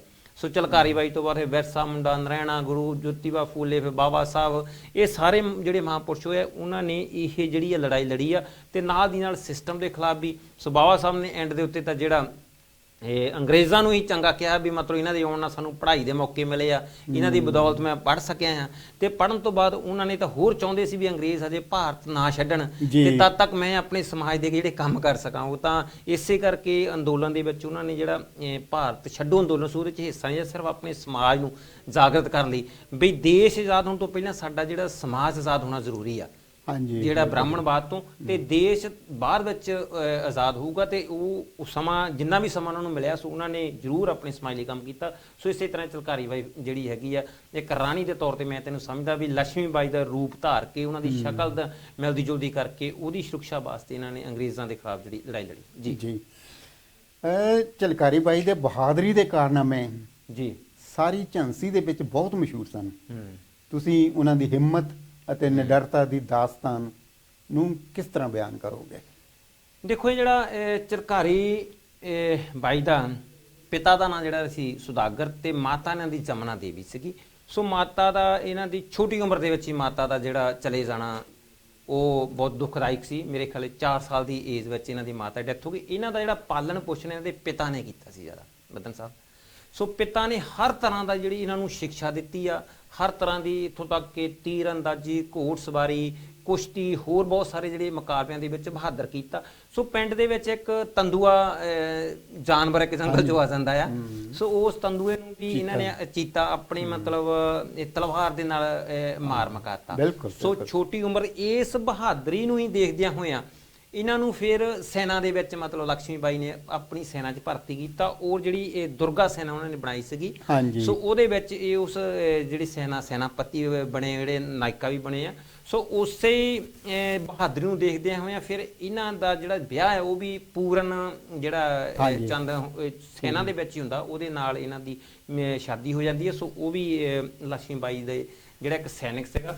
ਸੋ ਬਹਾਦਰੀ ਦੇ ਜਿਹੜੇ ਕਿੱਸੇ ਮੈਂ ਸਮਝਦਾ ਕਿ ਇਹ ਇੱਕ ਔਰਤ ਹੋਣ ਦੇ ਨਾਤੇ ਇੱਕ ਬਹੁਤ ਵੱਡੀ ਬਹਾਦਰੀ ਹੈ ਔਰ ਛੋਟੀਆਂ ਕਾਸਤਾਂ 'ਚੋਂ ਜਿਨ੍ਹਾਂ ਨੂੰ ਇੰਨੇ ਹੱਕ ਅਧਿਕਾਰ ਵੀ ਹੈ ਨਹੀਂ ਸੀ, ਉਸ ਦੇ ਬਾਵਜੂਦ ਵੀ ਇੰਨਾ ਕੁਝ ਗ੍ਰਹਿਣ ਕਰਨਾ ਬਹੁਤ ਇੱਕ ਮਹਾਨ ਗੱਲ ਆ। ਸੋ ਇਸੇ ਚੀਜ਼ ਨੂੰ ਧਿਆਨ 'ਚ ਰੱਖਦੇ ਹੋਏ ਉਹ ਸੈਨਾ ਦਾ ਵੀ ਕਮਾਂਡਰ ਬਣੇ, ਫਿਰ ਜਾ ਕੇ ਅੰਗਰੇਜ਼ਾਂ ਨਾਲ ਲੜਾਈ ਲੜੀ ਆ। ਸੋ ਮੈਂ ਸਮਝਦਾ ਕਿ ਇਹ ਇੱਕ ਬਹੁਤ ਹੀ ਇਹਦੇ ਵਿੱਚ ਇੱਕ ਹੋਰ ਤੁਹਾਡੇ ਨਾਲ ਜੋੜ ਦਵਾਂ, ਤੁਸੀਂ ਬਹੁਤ ਵਧੀਆ ਦੱਸਿਆ, ਬਹੁਤ ਵੈਰੀ ਨਾਈਸ ਹੈ। ਤੇ ਇਹਨਾਂ ਦੇ ਪਿੰਡ ਦੇ ਵਿੱਚ ਜੀ 8 ਜਾਂ 10 ਡਾਕੂ ਆਏ, ਲੁੱਟਣ ਆਏ ਜੀ, ਔਰ ਦੱਸਿਆ ਜਾਂਦਾ ਕਿ ਉਹ ਦੁਪਹਿਰ ਦਾ ਟਾਈਮ ਸੀ, ਜੋ ਕਿ ਸਾਰੇ ਕੰਮਾਂ ਤੇ ਗਏ ਸੀ। ਅੱਛਾ, ਇਨ ਸਾਰੇ ਪਿੰਡ ਦੇ ਉਹ 8-10 ਡਾਕੂਆਂ ਨੂੰ ਮਾਰ ਮੁਕਾਇਆ, ਕੁੱਟ ਕੇ ਭਜਾ ਦਿੱਤਾ। ਹਾਂ, ਇਸੇ ਤਰ੍ਹਾਂ ਮਤਲਬ ਬਹੁਤ ਸਾਰੇ ਇਦਾਂ ਦੇ ਕਿੱਸੇ ਹੈਗੇ ਆ ਜਿਹੜੇ ਇਹਨਾਂ ਦੇ ਜੀਵਨ ਨਾਲ ਰਿਲੇਟਡ ਆ। ਸੋ ਵੱਖ-ਵੱਖ ਇਤਿਹਾਸਕਾਰ ਜਿਹੜੇ ਆ ਲਿਖਦੇ ਇਹਨਾਂ ਦੀ ਬਹਾਦਰੀ ਦੇ ਕਿੱਸੇ। ਸੋ ਇਹ ਝਲਕਾਰੀ ਬਾਈ ਜਿਹੜੀ ਆ ਮੈਂ ਸਮਝਦਾ ਕਿ ਇਹ ਵੀ ਇੱਕ ਸਾਡੀ ਮਹਾਨ ਨਾਇਕਾ ਹੋਈ ਆ। ਸੋ ਇਸ ਤੋਂ ਬਾਅਦ ਫਿਰ ਯੂਪੀ ਦੇ ਵਿੱਚ ਤਾਂ ਇਹ ਤੋਂ ਬਾਅਦ ਜਿਹੜੀ ਆ ਇਹ ਫੂਲਨ ਦੇਵੀ ਨਾਂ ਦੀ ਇੱਕ ਔਰਤ ਹੋਈ ਆ, ਜਿਹਨੂੰ ਉੱਥੇ ਦੇ ਲੋਕ ਹੈ ਜੇ ਸਿਸਟਰ ਦੇ ਤੌਰ ਤੇ ਵੀ ਯਾਦ ਕਰਦੇ ਆ। ਤੇ ਸੇਮ ਉਹ ਵੀ ਮੈਂ ਤਾਂ ਸਮਝਦਾ ਕਿ ਉਹਨਾਂ ਨੇ ਵੀ ਇੱਕ ਪ੍ਰੇਰਨਾ ਸਰੋਤ ਸਮਝ ਲਓ ਵੀ ਝਲਕਾਰੀ ਬਾਈ ਤੋਂ ਹੀ ਲੈ ਕੇ ਜਿਨ੍ਹਾਂ ਨੇ ਬਾਈ ਮਾਰਿਆ, ਠਾਕਰਾ ਨੂੰ ਮਾਰਿਆ ਲਾਈਨ 'ਚ ਖੜੇ ਕਰਕੇ। ਸੋ ਵੀ ਇੱਕ ਬਹਾਦਰੀ ਤੋਂ ਘੱਟ ਨੇਗਾ ਵੀ ਉਹ ਝਲਕਾਰੀ ਬਾਈ ਦਾ ਹੀ ਦੂਸਰਾ ਰੂਪ ਕਹਿ ਸਕਦੇ ਆ। ਫੂਲਨ ਦੇਵੀ ਉਹਨਾਂ ਨੇ ਵੀ ਇਸੇ ਤਰ੍ਹਾਂ ਮਤਲਬ ਸਿਸਟਮ ਦੇ ਖਿਲਾਫ ਜਿਹੜੀ ਆ ਲੜਾਈ ਲੜੀ ਆ। ਸੋ ਇਹ ਬਹੁਤ ਵੱਡੀ ਇੱਕ ਜਿਹੜੀ ਤਰਾਸਦੀ ਕਿ ਸਾਡਾ ਜ਼ਿਆਦਾ ਸਮਾਜ ਜਿਹਨੂੰ ਆਪਾਂ 85% ਕਹਿੰਦੇ ਆ ਦੋਹਰੀ ਗੁਲਾਮੀ ਦਾ ਸ਼ਿਕਾਰ ਹੁੰਦਾ ਰਿਹਾ ਹਮੇਸ਼ਾ। ਇੱਕ ਤਾਂ ਸਿਸਟਮ ਦੇ, ਇੱਕ ਜਿਹੜੇ ਅੰਗਰੇਜ਼ਾਂ ਦੇ। ਅੰਗਰੇਜ਼ ਵੀ ਜਿਹੜੇ ਸੀ ਉਹ ਵੀ ਮਤਲਬ ਉਹਨਾਂ ਨੂੰ ਪਤਾ ਸੀ। ਮਤਲਬ ਸਾਹਿਬ ਇੱਕ ਇਹ ਬਹੁਤ ਮੈਂ ਤੁਹਾਨੂੰ ਇੱਕ ਜਾਣਕਾਰੀ ਦੀ ਗੱਲ ਦੱਸ ਰਿਹਾ, ਅੰਗਰੇਜ਼ਾਂ ਨੂੰ ਪਤਾ ਸੀ ਕਿ ਆਹ ਜਿਹੜੇ ਲੋਕ ਇਹਨਾਂ ਨੂੰ ਹੱਕ ਅਧਿਕਾਰ ਨਹੀਂ ਦਿੱਤੇ ਜਾ ਰਹੇ, ਪਰ ਉਹਨਾਂ ਨੇ ਇਹਦੇ ਲਈ ਕੋਈ ਕੰਮ ਨਹੀਂ ਕੀਤਾ, ਇਹਨੂੰ ਛੇੜਛਾੜ ਨਹੀਂ ਕੀਤੀ। ਉਹ ਸਿਰਫ ਜਿਹੜੇ ਉੱਪਰ ਸੀਗੇ ਉਹ ਕਹਿੰਦੇ ਤੁਸੀਂ ਹੇਠਾਂ ਆਪਣੀ ਕਮਾਂਡ ਰੱਖੋ, ਤੁਸੀਂ ਹੇਠਾਂ ਜੋ ਕੁਝ ਵੀ ਕਰ ਲੈਣਾ, ਪੈਸਾ ਲੈਣਾ, ਇਹਨਾਂ ਕੋ ਕੰਮ ਕਰਾਉਣਾ, ਬਗਾਰ ਕਰਾਉਣੀ, ਸਭ ਕੁਝ ਕਰਾਈਓ, ਸਾਨੂੰ ਆਪਣਾ ਜਿਹੜਾ ਟੈਕਸ ਦੇਈ ਜਾਓ। ਸੋ ਉਹਨਾਂ ਨੂੰ ਪਤਾ ਹੋਣ ਦੇ ਬਾਵਜੂਦ ਵੀ ਉਹਨਾਂ ਨੇ ਇਸ ਸਿਸਟਮ ਨੂੰ ਨਹੀਂ ਛੇੜਿਆ। ਉਹਨਾਂ ਨੂੰ ਪਤਾ ਸੀ ਇਸ ਗੱਲ ਦਾ ਵੀ ਇਹ ਇੱਕ ਬਹੁਤ ਵੱਡੀ ਬਗਾਵਤ ਹੋ ਜਾਣੀ ਹੈ, ਤੇ ਉਹ ਵੀ ਚੁੱਪ ਕੀਤੇ ਜਿੰਨਾ ਵੀ ਸਮਾਂ ਆਪਣਾ ਉਹ ਰਾਜ ਮਾਣਦੇ ਰਹੇ। ਤੇ ਅਖੀਰ ਦੇ ਉੱਤੇ ਜਦੋਂ ਫਿਰ ਨਹੀਂ ਚਾਰਾ ਚੱਲਿਆ ਤੇ ਫਿਰ ਉਹਨਾਂ ਨੂੰ ਦੇਸ਼ ਛੱਡਣਾ ਪਿਆ। ਸੋ ਬਾਬਾ ਸਾਹਿਬ ਇਸੇ ਗੱਲ ਤੋਂ ਦੁਖੀ ਸੀ। ਉਹ ਕਹਿੰਦੇ ਸੀ ਵੀ ਜੇ ਇਹ ਅੰਗਰੇਜ਼ਾਂ ਨੂੰ ਇਹ ਕਹਿੰਦੇ ਸੀ ਵੀ ਅਸੀਂ ਤਾਂ ਦੋਹਰੀ ਗੁਲਾਮੀ ਦਾ ਸ਼ਿਕਾਰ ਹਾਂ। ਹਾਂਜੀ ਬਿਲਕੁਲ, ਇੱਕ ਤੁਹਾਡਾ ਤੇ ਇੱਕ ਸਿਸਟਮ ਦਾ, ਪਹਿਲਾਂ ਸਾਨੂੰ ਸਿਸਟਮ ਤੋਂ ਤਾਂ ਆਜ਼ਾਦ ਕਰੋ, ਦੇਸ਼ ਬਾਅਦ ਚ ਆਜ਼ਾਦ ਹੋ ਜਾਊਗਾ। ਸੋ ਇਸ ਕਰਕੇ ਇਹ ਸਮਾਜ ਨੇ ਬਹੁਤ ਵੱਡੀ ਲੜਾਈ ਲੜੀ ਆ। ਸੋ ਇਹਦੇ ਚ ਮੈਂ ਤਾਂ ਹਮੇਸ਼ਾ ਮਤਲਬ ਇਹਨਾਂ ਨੂੰ ਸਲੂਟ ਕਰਦਾ, ਇਹਨਾਂ ਨੂੰ ਇਹ ਵਧਾਈ ਵੀ ਦੇਣਾ ਆਪਣੇ ਸਮਾਜ ਨੂੰ, ਚਲਕਾਰੀ ਬਾਈ ਦੇ ਜਿਹੜੇ ਆਉਣ ਵਾਲੇ 22 ਨਵੰਬਰ ਨੂੰ ਜਨਮ ਦਿਨ ਦੀ, ਤੇ ਜਿਨ੍ਹਾਂ ਨੇ ਸਿਸਟਮ ਦੇ ਖਿਲਾਫ ਤੇ ਨਾਲ ਦੀ ਨਾਲ ਜਿਹੜਾ ਬਾਹਰੀ ਅਸੀਂ ਜਿਹੜਾ ਭਾਰਤ ਗੁਲਾਮ ਸੀ, ਜਿਹੜਾ ਅੰਗਰੇਜ਼ਾਂ ਦਾ ਰਾਜ ਸੀਗਾ, ਉਹਦੇ ਖਿਲਾਫ ਵੀ ਜਿਹੜੀਆਂ ਸਮੇਂ-ਸਮੇਂ ਤੇ ਲੜਾਈਆਂ ਲੜੀਆਂ। ਜੀ ਬਦਨ ਸਾਹਿਬ, ਜਿਸ ਤਰ੍ਹਾਂ ਤੁਸੀਂ ਫੂਲਨ ਦੇਵੀ ਦੀ ਗੱਲ ਕੀਤੀ ਆ, ਜੀ ਜੀ, ਇਹ ਇੱਕ ਬਹੁਤ ਬੜਾ ਇਨਕਲਾਬ ਸੀ ਲੇਡੀਜ਼ ਦੇ ਖਾਸ ਕਰਕੇ। ਜੀ 21 22 ਠਾਕਰਾਂ ਨੂੰ ਲਾਈਨ ਵਿੱਚ ਖੜੇ ਕਰਕੇ ਅੱਜ ਜੋ ਜ਼ਮਾਨਾ ਹੈ ਨਾ, ਫੂਲਨ ਦੇਵੀ ਵਰਗਾ ਜ਼ਮਾਨਾ ਔਰਤਾਂ ਨੂੰ ਬਣਨਾ ਪਊਗਾ।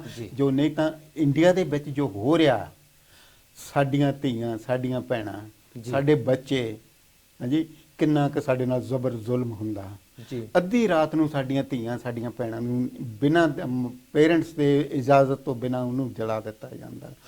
ਧੀਆਂ ਨੂੰ ਸਾਡੀਆਂ ਨੂੰ ਮਾਰ ਕੇ ਦਰਖਤਾਂ ਦੇ ਨਾਲ ਟੰਗ ਦਿੱਤਾ ਜਾਂਦਾ, ਕਿਉਂ ਜੀ ਇਹ ਖੁਦਕਸ਼ੀ ਕੀਤੀ ਹੈ। ਅੱਜ ਜੋ ਟਾਈਮ ਹੈ ਨਾ, ਅੱਜ ਫੂਲਨ ਦੇਵੀ ਦਾ ਟਾਈਮ ਹੈ। ਜੀ ਬਿਲਕੁਲ ਕਰਨਾ ਪੈਂਦਾ ਹੈ। ਬਿਲਕੁਲ। ਤੇ ਆਪਾਂ ਫਿਰ ਮੁੜ ਕੇ ਚੱਲਦੇ ਹਾਂ, ਝਲਕਾਰੀ ਬਾਈ ਦੀ ਗੱਲ ਕਰਦੇ ਹਾਂ। ਜੀ, ਵੀਰਾਂਗਨਾ ਝਲਕਾਰੀ ਬਾਈ ਦੀ ਸ਼ਕਲ ਕਿਸ ਬਹਾਦਰ ਨਾਰੀ ਨਾਲ ਮਿਲਦੀ ਸੀ ਤੇ ਉਹਨਾਂ ਦੀ ਮੁਲਾਕਾਤ ਕਿਸ ਤਰ੍ਹਾਂ ਹੋਈ ਸੀ?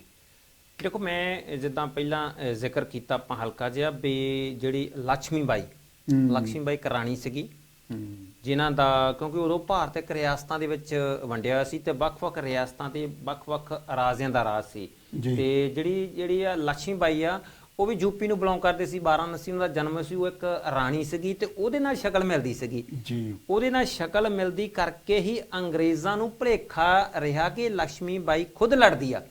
ਉਹਦਾ ਰੂਪ, ਉਹਦੇ ਵਸਤਰ ਧਾਰ ਕੇ ਔਰ ਆਪਣੀ ਪਿੱਠ ਨਾਲ ਆਪਣਾ ਛੋਟਾ ਬੱਚਾ ਬੰਨ੍ਹ ਕੇ ਅੰਗਰੇਜ਼ਾਂ ਦੇ ਨਾਲ ਲੜੀ ਆ ਔਰ ਆਪਣੀ ਜਿਹੜੀ ਰਾਣੀ ਦੀ ਵਫਾਦਾਰੀ ਕਰਦੇ ਹੋਏ ਉਹਨੂੰ ਕਿਹਾ ਵੀ ਤੁਸੀਂ ਕਿਲਾ ਛੱਡ ਕੇ ਚਲੇ ਜਾਓ, ਤੁਸੀਂ ਬਾਹਰ ਚਲੇ ਜਾਓ, ਜੇ ਤੁਸੀਂ ਆਪਣੀ ਜਾਨ ਬਚਾਓ, ਤੁਹਾਡੀ ਜਗ੍ਹਾ ਮੈਂ ਲੜਦੀ ਆ। ਸੋ ਉਹਨੂੰ ਬਚਾਉਣ ਦੇ ਲਈ ਉਹਦੀ ਸ਼ਕਲ ਦੇ ਰੂਪ ਵਿੱਚ ਸੇਮ ਉਹਦੇ ਵਸਤਰ ਪਹਿਨ ਕੇ ਜਿਹੜੀ ਅੰਗਰੇਜ਼ਾਂ ਨਾਲ ਲੜੇ। ਔਰ ਬਾਅਦ ਵਿੱਚ ਅੰਗਰੇਜ਼ਾਂ ਨੂੰ ਪਤਾ ਲੱਗਦਾ ਵੀ ਇਹ ਐਕਚੁਅਲੀ ਜਿਹੜੀ ਆ ਉਹ ਲక్ష్ਮੀ ਬਾਈ ਨੇਗੀ, ਇਹ ਝਲਕਾਰੀ ਬਾਈ ਆ ਨਾਂ ਦੀ ਆ।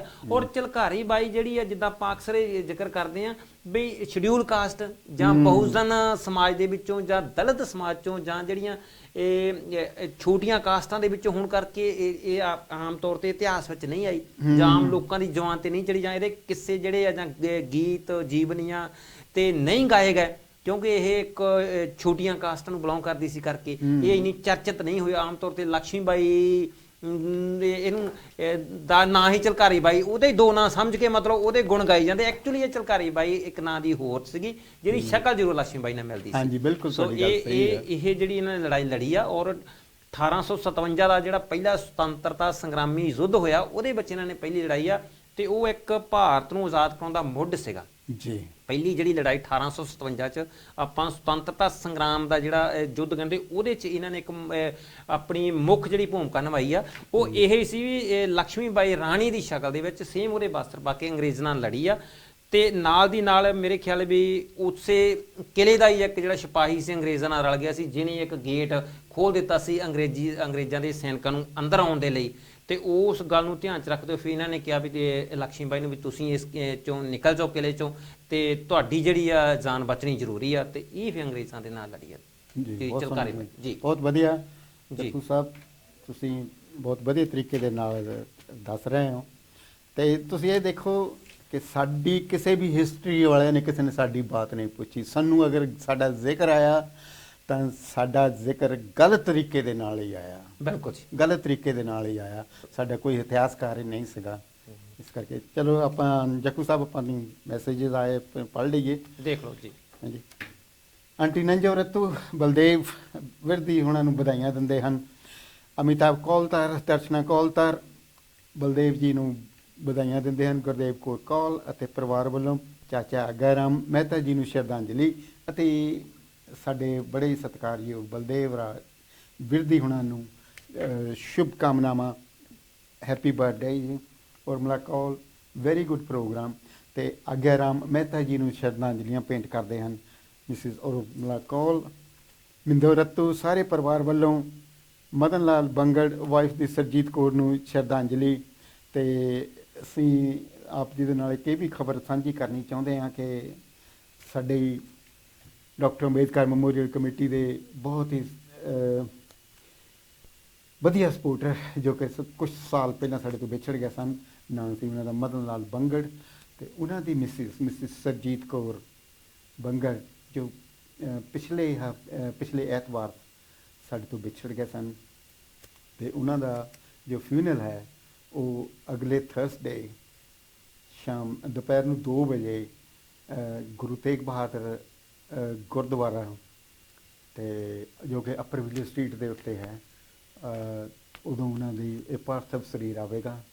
ਸੋ ਅਗਰ ਕਿਸੇ ਨੇ ਇੰਟਰਸਟਡ ਹੈ ਤਾਂ ਉਹ ਉੱਥੇ ਗੁਰਦੁਆਰੇ ਤੋਂ ਫੋਨ ਕਰਕੇ ਪਤਾ ਕਰ ਸਕਦੇ ਆ। ਸੋ ਮਿੰਦੋ ਰੱਤੂ ਅਤੇ ਸਾਰੇ ਪਰਿਵਾਰ ਵੱਲੋਂ ਮਦਨ ਲਾਲ ਬੰਗੜ ਦੀ ਵਾਈਫ ਸਰਜੀਤ ਕੌਰ ਜੀ ਨੂੰ ਸ਼ਰਧਾਂਜਲੀ ਦਿੰਦੇ ਹਨ। ਅਤੇ ਕੇਲ ਚਾਂਦ ਜੀ ਬੈਡਫੋਰਡ ਤੋਂ ਵਿਰਦੀ ਜੀ ਉਹਨਾਂ ਨੂੰ ਵਧਾਈ ਦਿੰਦੇ ਹਨ। ਦੇਸ਼ ਸਮਿਤਰੀ ਦਾਦਰਾ ਜੀ, ਪ੍ਰੋਗਰਾਮ ਬਹੁਤ ਅੱਛਾ ਹੈ। ਅਤੇ ਆਗਿਆ ਰਾਮ ਜੀ ਨੂੰ ਸ਼ਰਧਾਂਜਲੀਆਂ ਦਿੰਦੇ ਹਨ ਅਤੇ ਬਲਦੇਵ ਰਾਜ ਜੀ ਨੂੰ ਵਧਾਈਆਂ ਵੀ ਦਿੰਦੇ ਹਨ। ਧਰਮਪਾਲ ਬੰਗੜ, ਜੋਗਿੰਦਰੋ ਬੰਗੜ ਦੇ ਪਰਿਵਾਰ ਵੱਲੋਂ ਪ੍ਰੋਗਰਾਮ ਦੀ ਸ਼ਲਾਘਾ ਕਰਦੇ ਹਨ ਅਤੇ ਬਲਦੇਵ ਰਾਜ ਵਿਰਦੀ ਜੀ ਨੂੰ ਸ਼ੁਭ ਕਾਮਨਾਵਾਂ ਅਤੇ wish you a very very happy birthday. Prakash Hoshiarpuri, Swaran Kaur ji ਸ਼ਰਧਾਂਜਲੀਆਂ ਦਿੰਦੇ ਹਨ ਅਤੇ ਬਲਦੇਵ ਰਾਜ ਜੀ ਨੂੰ ਵਧਾਈਆਂ ਦਿੰਦੇ ਹਨ ਹੈਪੀ ਬਰਥਡੇ ਦੀਆਂ। Nirmala Bhatia, excellent programme, thank you very much ਭੈਣ ਜੀ। ਅਤੇ ਤੁਸੀਂ ਵੀ ਬਲਦੇਵ ਰਾਜ ਜੀ ਨੂੰ ਵਧਾਈਆਂ ਦਿੰਦੇ ਹੋ ਉਹਨਾਂ ਦੇ ਬਰਥਡੇ ਦੇ ਉੱਤੇ। ਫਕੀਰ ਚੰਦ ਚੌਹਾਨ, ਗੁਰਦੇਵ ਚੌਹਾਨ, ਆਗਿਆ ਰਾਮ ਮਹਿਤਾ ਜੀ ਨੂੰ ਸ਼ਰਧਾਂਜਲੀਆਂ ਦਿੰਦੇ ਹਨ। ਡਾਰਲਿਸਟਨ ਤੋਂ ਰਾਮਪਾਲ ਝੱਲੀ ਅਤੇ ਮਿੰਦੋ ਝੱਲੀ ਪ੍ਰੋਗਰਾਮ ਦੀ ਸ਼ਲਾਘਾ ਕਰਦੇ ਆ ਅਤੇ ਬਲਦੇਵ ਰਾਜ ਬਿਰਦੀ ਜੀ ਨੂੰ ਬਰਥਡੇ ਦੀਆਂ ਵਧਾਈਆਂ। ਅਤੇ ਸ਼ੀਸ਼ ਬੱਧਨ ਇਸ ਵੈਰੀ ਗੁੱਡ ਪ੍ਰੋਗਰਾਮ ਅਤੇ ਹੈਪੀ ਬਰਥਡੇ ਬਲਦੇਵ ਰਾਜ ਵਿਰਦੀ ਜੀ। ਸੋਢੀ, ਕਮਲੇਸ਼ ਜੱਸਲ, ਰਕੇਸ਼ ਜੀ ਨੂੰ ਬਲਦੇਵ ਜੀ ਨੂੰ ਵਧਾਈ ਅਤੇ ਆਗਿਆ ਰਾਮ ਜੀ ਨੂੰ ਸ਼ਰਧਾਂਜਲੀਆਂ ਦਿੰਦੇ ਹਨ। Mindo Rattu, very good programme. Sham Lal Kainth ji, very knowledgeable programme, thank you Kainth Sahib. Hansraj Mammi, Palo Mammi ਜੀ, ਪ੍ਰੋਗਰਾਮ ਅੱਛਾ ਹੈ ਤਾਂ ਆਪ ਜੀ ਦਾ ਬਹੁਤ ਵਧੀਆ ਪ੍ਰੋਗਰਾਮ ਹੈ। ਬਖਸ਼ੋ ਸੁਮਨ, ਦੇਵ ਸੁਮਨ ਜੀ, ਬੀਬੀ ਬਚਨੀ, ਡਾਕਟਰ ਰਕੇਸ਼ ਸੁਮਨ ਅਤੇ ਸਾਰਾ ਪਰਿਵਾਰ ਦੇਖ ਰਹੇ ਹਨ ਅਤੇ ਪ੍ਰੋਗਰਾਮ ਨੂੰ ਪਸੰਦ ਵੀ ਕਰ ਰਹੇ ਹਨ। ਅਤੇ ਇਹਦੇ ਬਲਦੇਵ ਰਾਜ ਵਿਰਦੀ ਜੀ ਨੂੰ ਸ਼ੁਭ ਕਾਮਨਾ ਦੇ ਰਹੇ ਹਨ। ਸੋਹਣ ਲਾਲ ਰੱਤੂ ਜੀ, fantastic programme. Chamkila ji, very good programme. Satya Harmesh Jassal, very good programme. Baldev Raj Virdi ji ਨੂੰ ਹੈਪੀ ਬਰਥਡੇ। ਮੂਰਤੀਮਲ ਹਰਭਜਨ ਕੌਮਾਲ ਇੰਡੀਆ ਤੋਂ ਪ੍ਰੋਗਰਾਮ ਦੇਖ ਰਹੇ ਹਨ ਅਤੇ ਵੈਰੀ ਗੁੱਡ ਪ੍ਰੋਗਰਾਮ ਹੈ। Thank you very much indeed ਜੀ, ਆਪ ਜੀ ਦਾ ਬਹੁਤ ਧੰਨਵਾਦੀ ਹਾਂ। ਅਤੇ ਆਪਾਂ ਮੁੜ ਕੇ ਫਿਰ ਜੱਖੂ ਸਾਹਿਬ ਉਹਨਾਂ ਦੇ ਕੋਲ ਚੱਲਦੇ ਹਾਂ ਜੀ ਬਦਨ ਸਾਹਿਬ। ਜਿਸ ਤਰ੍ਹਾਂ ਆਪਾਂ ਪਹਿਲਾਂ ਹੀ ਗੱਲ ਕੀਤੀ ਆ ਕਿ ਜਿਹੜਾ ਸਾਡਾ ਇਤਿਹਾਸ ਹੈ, ਬਹੁਜਨਾਂ ਦਾ ਇਤਿਹਾਸ ਹੈ, ਇਹਨੂੰ ਕਿਸੇ ਨੇ ਕੋਈ ਬਾਤ ਨਹੀਂ ਪੁੱਛੀ। ਉਹਦੇ ਨਾਲ ਹੀ ਮਿਲਦਾ ਜੁਲਦਾ ਇੱਕ ਸਵਾਲ ਆ।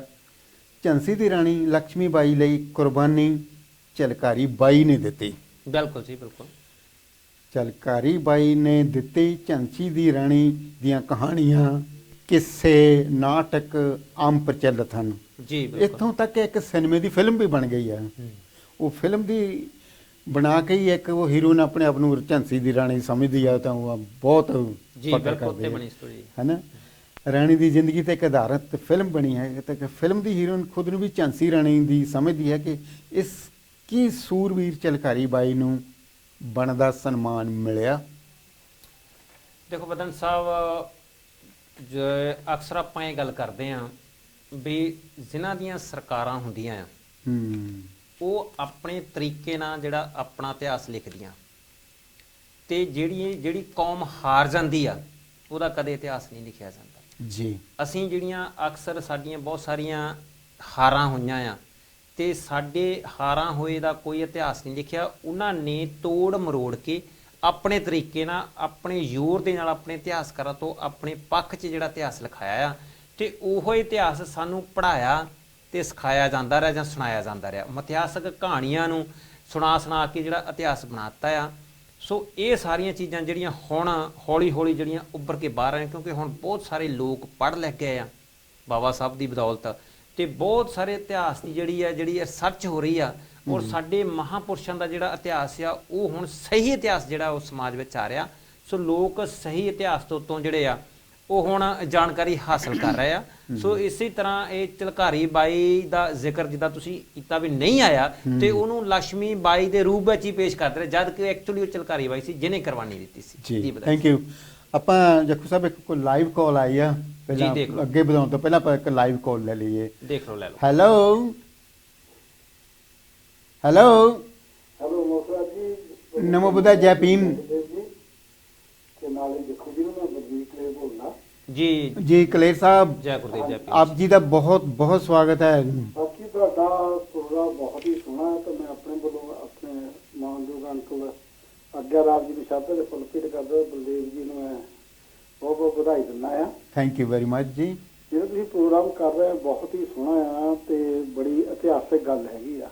ਜੀ ਤੁਸੀਂ ਵੀ ਮੀਡੀਆ ਚਲਾਉਂਦੇ, ਅਸੀਂ ਵੀ ਮੀਡੀਆ ਚਲਾਉਂਦੇ, ਆਪਾਂ ਇਹ ਮੀਡੀਆ 'ਤੇ ਬਹੁਤ ਖਰਚਾ ਕਰਦੇ ਆ, ਜੀ ਪਰ ਮੈਂ ਵੀ ਵਿੱਚੇ ਆਉਣਾ, ਤੁਸੀਂ ਵੀ ਆਉਂਦੇ ਆ। ਦੇਖੋ ਜੀ, ਥੋੜਾ ਜਿਹਾ ਇਸ ਗੱਲ ਤੇ ਗੌਰ ਕਰਿਓ ਜੀ ਕਿ ਜਿੰਨੇ ਵੀ ਆਪਣੇ ਪ੍ਰੈਜ਼ੈਂਟਰ ਆ, ਜਿੰਨਾ ਵੀ ਆਪਣਾ ਸਮਾਜ ਆ, ਜਿਹੜੇ ਸਾਡੇ ਇਤਿਹਾਸਕ ਬੰਦੇ ਹੋਏ ਆ, ਕ੍ਰਾਂਤੀਕਾਰੀ ਬੰਦੇ ਹੋਏ ਆ, ਨਹੀਂ ਜੀ, ਅਸੀਂ ਉਹਨਾਂ ਦਾ ਹੀ ਨਾਮ ਲੈ ਕੇ ਆਪਣਾ ਟਾਈਮ ਪਾਸ ਕਰੀ ਜਾ ਰਹੇ ਆ।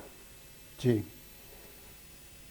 ਦੁੱਖ ਦੀ ਗੱਲ ਇਹ ਆ ਕਿ ਅਸੀਂ 84-85% ਬਹੁਤ ਜਨਾਂ ਦੀ ਜਿਹੜੀ ਗਿਣਤੀ ਹੋਣ ਕਰਕੇ ਉਹਦੇ ਵਿੱਚੋਂ ਇੱਕ ਵੀ ਅਸੀਂ ਬੰਦਾ ਨਹੀਂ ਪੈਦਾ ਕਰ ਸਕੇ। ਨਾ ਤਾਂ ਅਸੀਂ ਝਾਲਾਬਾਈ ਕਰ ਸਕੇ, ਨਾ ਹੀ ਅਸੀਂ ਦੂਸਰੀ, ਨਾ ਤੀਸਰੀ, ਨਾ ਹੀ ਅਸੀਂ ਕੋਈ ਬਾਬਾ ਸਾਹਿਬ ਵਰਗਾ ਬੰਦਾ ਪੈਦਾ ਕਰ ਸਕੇ, ਨਾ ਹੀ ਕਾਂਸ਼ੀ ਰਾਮ ਵਰਗਾ ਪੈਦਾ ਕਰ ਸਕੇ।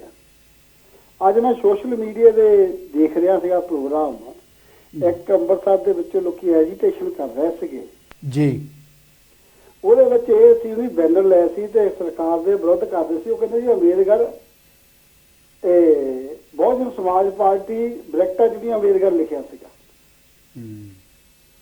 ਕੀ ਜਿਹੜੇ ਸਾਡੇ ਲੋਕ ਦੇਖੋ, ਕਾਂਸ਼ੀ ਰਾਮ ਦੀ ਬਹੁਜਨ ਸਮਾਜ ਪਾਰਟੀ ਕਿ ਅੰਬੇਦਕਰ ਦੇ ਨਾਂ ਦੇ ਨਾਲ ਹੋ ਗਈ ਹੈਗੀ ਆ। ਮੈਂ ਕਹਿੰਦਾ ਵੀ ਦੇਖੋ ਜੀ, ਉਹਨਾਂ ਨੂੰ ਬੇਨਤੀ ਕਰਨਾ ਚਾਹੁੰਦਾ ਕਿ ਆਪਣੇ ਸਮਾਜ ਦੇ ਵਿੱਚ ਤੁਹਾਨੂੰ ਵੀ ਕਰਨੀ ਚਾਹੁੰਦਾ, ਆਪਣੇ ਆਪ ਦੀ ਵੀ ਬੜਾ ਚਿੰਤਨ ਆ ਕਿ ਸਾਡੇ ਲੋਕਾਂ ਨਾਲ ਹੋ ਕੀ ਰਿਹਾ ਆ। ਕਿੰਨੇ ਸਾਡੇ ਗਰੁੱਪ ਬਣ ਗਏ ਆ ਜੀ। ਉਹਨਾਂ ਗਰੁੱਪਾਂ ਦੇ ਵਿੱਚੋਂ ਸਾਡਾ ਕੋਈ ਵੀ ਬੈਨੀਫਿਟ ਨਹੀਂ ਹੋ ਰਿਹਾ, ਸਾਡਾ ਨੁਕਸਾਨ ਹੀ ਹੋ ਰਿਹਾ ਆ ਜੀ। ਤੇ ਜਦੋਂ ਵੀ ਜਿੰਨੇ ਵੀ ਸਾਡੇ ਪ੍ਰੈਜ਼ੈਂਟਰ, ਸਾਡੇ ਫਰੀਦਚੰਦ ਚੌਹਾਨ ਜੀ, ਹੋਰ ਵੀ ਜਿੰਨੇ ਵੀ ਆਪਾਂ ਪ੍ਰੋਗਰਾਮ ਕਰਦੇ ਆ, ਅਸੀਂ ਆਪਣੇ ਰਹਿਬਰਾਂ ਦੀਆਂ ਗੱਲਾਂ ਕਰਦੇ ਆ, ਉਹਨਾਂ ਦੇ ਸਾਈਕਲ ਚਲਾਏ ਜਾਂ ਉਹਨਾਂ ਦੇ ਸੰਘਰਸ਼ ਦੀ ਗੱਲ ਕਰ ਦਿੰਦੇ ਆ। ਹਾਂਜੀ ਲੇਕਿਨ ਬਾਬਾ ਸਾਹਿਬ ਨੇ ਪੇ ਬੈਕ ਟੂ ਸੁਸਾਇਟੀ ਕਿਹਾ, ਉਹਦੇ ਅਸੀਂ ਕੁਝ ਨਹੀਂ ਕਰ ਰਹੇ ਜੀ।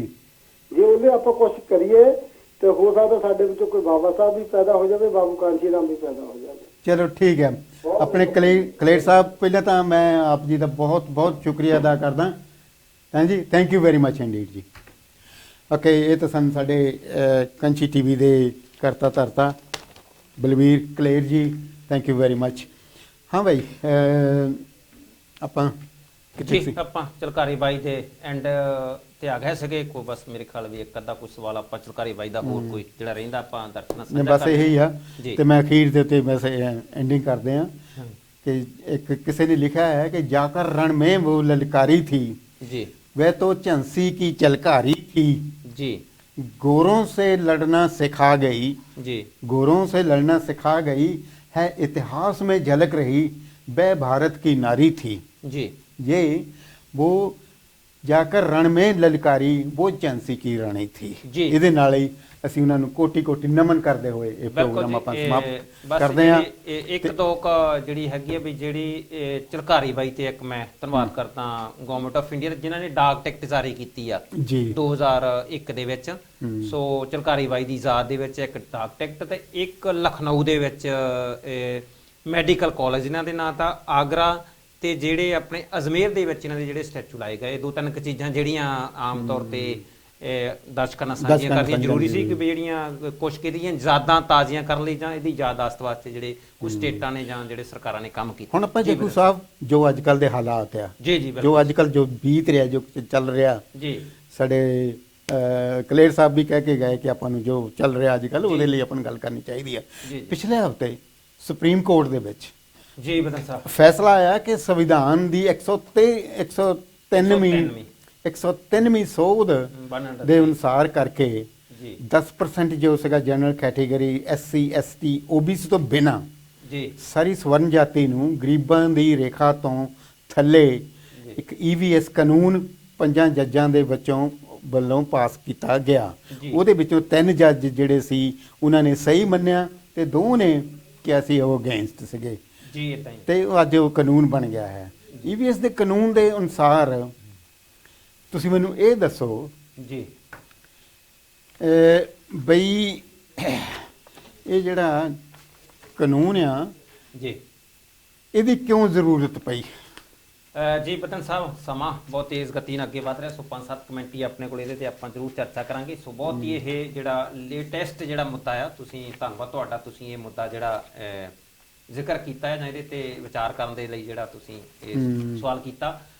ਸੋ ਬਿਲਕੁਲ ਇਸ ਕਾਨੂੰਨ ਦੀ ਲੋੜ ਕਿਉਂ ਪਈ? EWS ਸਭ ਤੋਂ ਪਹਿਲਾਂ ਤਾਂ ਸਾਨੂੰ EWS ਬਦਨ ਸਾਹਿਬ ਇਹ ਸਮਝਣਾ ਪਊਗੀ, ਯਾਨੀ EWS ਸ਼ਾਰਟਕਟ ਆ, ਇਹਦੀ ਫਾਰਮ ਬਣਦੀ ਆ ਇਕਨੋਮਿਕਲ ਵੀਕਰ ਸੈਕਸ਼ਨ। ਹਾਂਜੀ ਹਾਂਜੀ ਇਕਨੋਮਿਕਲ ਵੀਕਰ ਸੈਕਸ਼ਨ ਆ ਜਿਹੜੇ ਜ਼ਿਆਦਾਤਰ ਜਰਨਲ ਕੈਟਾਗਰੀ ਦੇ ਵਿੱਚੋਂ economical weaker section for general category ਨਾ ਕਿ ਟੋਟਲ। EWS ਦਾ ਜਿਹੜਾ ਕਾਨੂੰਨ ਆ 2019 ਚ ਸੈਂਟਰ ਸਰਕਾਰ ਮੋਦੀ ਸਰਕਾਰ ਲੈ ਕੇ ਆਈ ਸੀ ਔਰ 48 ਘੰਟਿਆਂ ਦੇ ਵਿੱਚ ਹੀ ਇਹ ਜਿਹੜਾ ਕਾਨੂੰਨ ਪਾਸ ਹੋ ਗਿਆ ਸੀ। ਬਿੱਲ ਪਾਸ ਹੋ ਗਿਆ ਔਰ ਨੈਕਸਟ ਡੇ ਜਿਹੜੇ ਇਹਨੂੰ ਆਪਣੇ ਰਾਸ਼ਟਰਪਤੀ ਦੇ ਉਦੋਂ ਆਪਣੇ ਸ਼੍ਰੀ ਰਾਮਨਾਥ ਕੋਵਿੰਦ ਜਿਹੜੇ ਰਾਸ਼ਟਰਪਤੀ ਸੀਗੇ, ਸੋ ਉਹਨਾਂ ਨੇ ਸਾਈਨ ਕਰ ਦਿੱਤੇ। ਦੇਖੋ ਕਿੱਡੀ ਵੱਡੀ ਹੈਰਾਨਗੀ ਦੀ ਗੱਲ ਹੈ, ਸ਼ਡਿਊਲ ਕਾਸਟ ਰਾਸ਼ਟਰਪਤੀ ਹੋਣ ਦੇ ਨਾਤੇ ਉਹਨਾਂ ਨੇ, ਜਦ ਕਿ ਰਾਸ਼ਟਰਪਤੀ ਕੋਲ ਇਹ ਅਧਿਕਾਰ ਹੈ ਕਿ ਸੈਕੰਡ ਪਰਤ ਦੇ ਲਈ ਲੋਕ ਸਭਾ ਨੂੰ ਇਹ ਬਿੱਲ ਤੇ ਰਾਜ ਸਭਾ ਨੂੰ ਵਾਪਸ ਭੇਜ ਸਕਦਾ ਜੀ। ਉਹਨਾਂ ਨੇ ਬਿਲਕੁਲ ਨਹੀਂ ਕੀਤਾ, ਸਾਈਨ ਕਰਤੇ, ਇਹ ਕਾਨੂੰਨ ਬਣ ਗਿਆ। ਔਰ ਉਹਦੇ ਅਗੇਂਸਟ ਜਿਹੜੀਆਂ ਸੁਪਰੀਮ ਕੋਰਟ ਦੇ ਵਿੱਚ ਪਟੀਸ਼ਨਾਂ ਜਿਹੜੀਆਂ ਦਾਇਰ ਹੋਈਆਂ ਵੀ EWS ਜਿਹੜਾ ਇਹ ਗਲਤ ਕਾਨੂੰਨ ਆ, ਇਹਦੇ ਮੁਤਾਬਕ ਜਿਹੜੀ ਇੱਕ ਜਾਤ ਨੂੰ ਪ੍ਰਮੋਟ ਕਰਨਾ, ਇੱਕ ਜਾਤੀ ਰਿਜ਼ਰਵੇਸ਼ਨ ਹੋ ਗਈ ਹੈ, ਜਦ ਕਿ ਬਾਬਾ ਸਾਹਿਬ ਨੇ ਜਾਤੀ ਰਿਜ਼ਰਵੇਸ਼ਨ ਨਹੀਂ ਸੀ, ਮਤਲਬ ਜਾਤ ਦੇ ਆਧਾਰ ਤੇ ਨਹੀਂ ਸੀਗੀ, ਇਹ ਇੱਕ ਇਕਨੋਮਿਕਲੀ ਜਿਹੜੀ ਬੈਕਵਰਡ ਹੈ, ਇਹ ਰਿਜ਼ਰਵੇਸ਼ਨ 'ਚ ਨਹੀਂ ਆਉਂਦੀ ਪ੍ਰਧਾਨ ਸਾਹਿਬ। ਇਹ ਇੱਕ ਭਾਰਤ ਸਰਕਾਰ ਦੇ ਜਾਂ ਸਟੇਟਾਂ ਦੇ ਹੋਰ ਬਹੁਤ ਸਾਰੀਆਂ ਪਾਲਿਸੀਆਂ ਹੁੰਦੀਆਂ ਜਿਹਦੇ 'ਚ ਗਰੀਬੀ ਦੂਰ ਕਰਨ ਵਾਲੀਆਂ ਪਾਲਿਸੀਆਂ ਦੇ ਤਹਿਤ ਇਹਨਾਂ ਨੂੰ ਦੂਰ ਕੀਤਾ ਜਾ ਸਕਦਾ। ਸੋ ਜਿਹੜਾ ਇਹ ਕਾਨੂੰਨ ਆ ਇਹ ਪਿਛਲੇ ਦਿਨਾਂ ਦੇ ਵਿੱਚ ਪਾਸ ਹੋ ਗਿਆ। 5 ਜੱਜਾਂ ਦੇ ਬੈਂਚ ਨੇ, 3 ਇੱਕ ਪਾਸੇ ਸੀਗੇ, 2 ਇੱਕ ਪਾਸੇ। ਔਰ ਜਿਹੜਾ ਗਵਰਨਮੈਂਟ ਆਫ ਇੰਡੀਆ CGI ਆ ਜਿਹੜਾ ਉਹ ਇਸ ਅਗੇਂਸਟ ਸੀਗਾ, ਜਿਹੜਾ ਫਸਟ ਜੱਜ ਆ, ਤੇ 4 ਦੂਸਰੇ ਉਹਨਾਂ ਦੇ ਵਿੱਚੋਂ ਇੱਕ ਹੋਰ ਉਹਨਾਂ ਖੜ ਗਿਆ, 3-2 ਦੇ ਨਾਲ ਪਾਸ ਹੋ ਗਿਆ। ਤੇ ਮੈਂ ਸਮਝਦਾ ਕਿ ਇਹ ਜਿਹੜਾ ਆ ਕਾਨੂੰਨ ਹੈ ਨਾ, ਇਹਦੇ ਤੇ ਹਜੇ ਵੀ ਆਉਣ ਵਾਲੇ ਸਮੇਂ ਦੇ ਵਿੱਚ ਬਹੁਤ ਸਾਰੀਆਂ ਪਟੀਸ਼ਨਾਂ ਲੋਕ ਫਿਰ ਕਰ ਰਹੇ ਆ, ਬਹੁਤ ਸਾਰੇ ਵਕੀਲ, ਜਥੇਬੰਦੀਆਂ, ਸਭਾ ਸੁਸਾਇਟੀਆਂ ਇਸ ਕਾਨੂੰਨ ਦੇ ਅਗੇਂਸਟ ਕੋਰਟ 'ਚ ਜਾ ਰਹੀਆਂ। ਆਉਣ ਵਾਲੇ ਦਿਨਾਂ 'ਚ ਆਪਾਂ ਦੇਖਦੇ ਹਾਂ ਸ਼ਾਇਦ ਇਹ ਜਿਹੜਾ ਇਹ 9 ਜਾਂ 11 ਬੈਂਚ ਦੇ ਵਿੱਚ ਦੁਬਾਰਾ ਫਿਰ ਚਲੇ ਜਾਵੇ। ਇਸ ਕਾਨੂੰਨ ਨੂੰ ਹਜੇ ਰੋਕਿਆ ਵੀ ਜਾ ਸਕਦਾ, ਰੱਦ ਕੀਤਾ ਜਾ ਸਕਦਾ। ਹਾਂਜੀ, EVS ਕਾਨੂੰਨ ਅਸਲ ਵਿੱਚ just come to the point, ਕਿਉਂਕਿ ਜਿਸ ਹਿਸਾਬ ਨਾਲ ਜਦ ਇਹਨੇ ਪੇਸ਼ ਕੀਤਾ ਆ ਉਦੋਂ ਵੀ ਇਲੈਕਸ਼ਨ ਸੀ ਜੀ, ਹੁਣ ਇਹਨਾਂ ਨੇ ਕੋਰਟ ਦੇ ਵਿੱਚ ਕੀਤਾ, ਹੁਣ ਵੀ ਇਲੈਕਸ਼ਨ ਆ। ਤੁਸੀਂ ਮੈਨੂੰ ਇਹ ਦੱਸੋ ਕਿ EVS ਅਸਲ ਵਿੱਚ ਕੋਈ ਲਾਗੂ ਵੀ ਹੋਊਗਾ ਜਾਂ ਸਿਰਫ ਵੋਟਾਂ ਭਰਮਾਉਣ ਦੇ ਲਈ ਜਾਂ ਇੱਕ ਇਲੈਕਸ਼ਨ ਸਟੰਟ ਆ? ਦੇਖੋ ਇਹ ਜਿੱਥੇ ਤੱਕ ਆਪਾਂ ਲਾਗੂ ਦੀ ਗੱਲ ਕਰੋਗੇ, ਸੈਂਟਰ ਦੇ ਵਿੱਚ ਮਤਲਬ ਜਿਹੜੀ ਆ ਅਪਰ ਕਾਸਟ ਜਿਹੜੀ ਆਪਾਂ ਜਿਹਨੂੰ BJP ਕਹਿੰਦੇ ਆ, ਉਹਦੀ ਸੈਂਟਰ ਸਰਕਾਰ ਆ, ਇਹ ਲਾਗੂ ਕਰ ਸਕਦੇ ਆ, ਕਿਉਂਕਿ ਜਰਨਲ ਕੈਟਾਗਰੀ ਦੇ ਲੋਕ ਜਿਹੜੇ ਆ ਜਿਹਨੂੰ ਆਮ ਤੌਰ ਤੇ ਆਪਾਂ ਬ੍ਰਾਹਮਣ ਕਹਿੰਦੇ ਆ, ਉਹ BJP ਦੇ ਵਿੱਚ ਜ਼ਿਆਦਾ ਹੋਣ ਦੇ ਨਾਤੇ ਉਹ ਇਹਨਾਂ ਨੂੰ ਬੈਨੀਫਿਟ ਦੇ ਸਕਦੀ। ਔਰ ਹੈਰਾਨਗੀ ਦੀ ਗੱਲ ਜਿਹੜੀ ਬਦਨ ਸਾਹਿਬ ਇਹ ਆ ਕਿ ਇਹਦੇ ਦੇ ਲਈ ਕੋਈ ਕਮਿਸ਼ਨ ਨਹੀਂ ਬਿਠਾਇਆ ਗਿਆ, ਕੋਈ ਇਹਦੇ ਦੇ ਲਈ ਜਿਹੜੀ ਮਤਲਬ ਸਰਵੇਖਣ ਨਹੀਂ ਕਰਾਇਆ ਗਿਆ, ਕੋਈ ਜਿਹੜੀ ਆ ਮਤਲਬ ਇਹ ਕੈਟਾਗਰੀ ਆਬਾਦੀ ਕੇ ਇਹਨਾਂ ਦੀ 10% ਜਿਹੜੀ ਜਰਨਲ ਕੈਟਾਗਰੀ ਕਿਹੜੀ ਕਿਹੜੀ ਸਟੇਟ 'ਚ ਕਿੰਨੀ ਜਿਹੜੀ ਇਹਨਾਂ ਦੀ ਪਾਪੂਲੇਸ਼ਨ ਆ।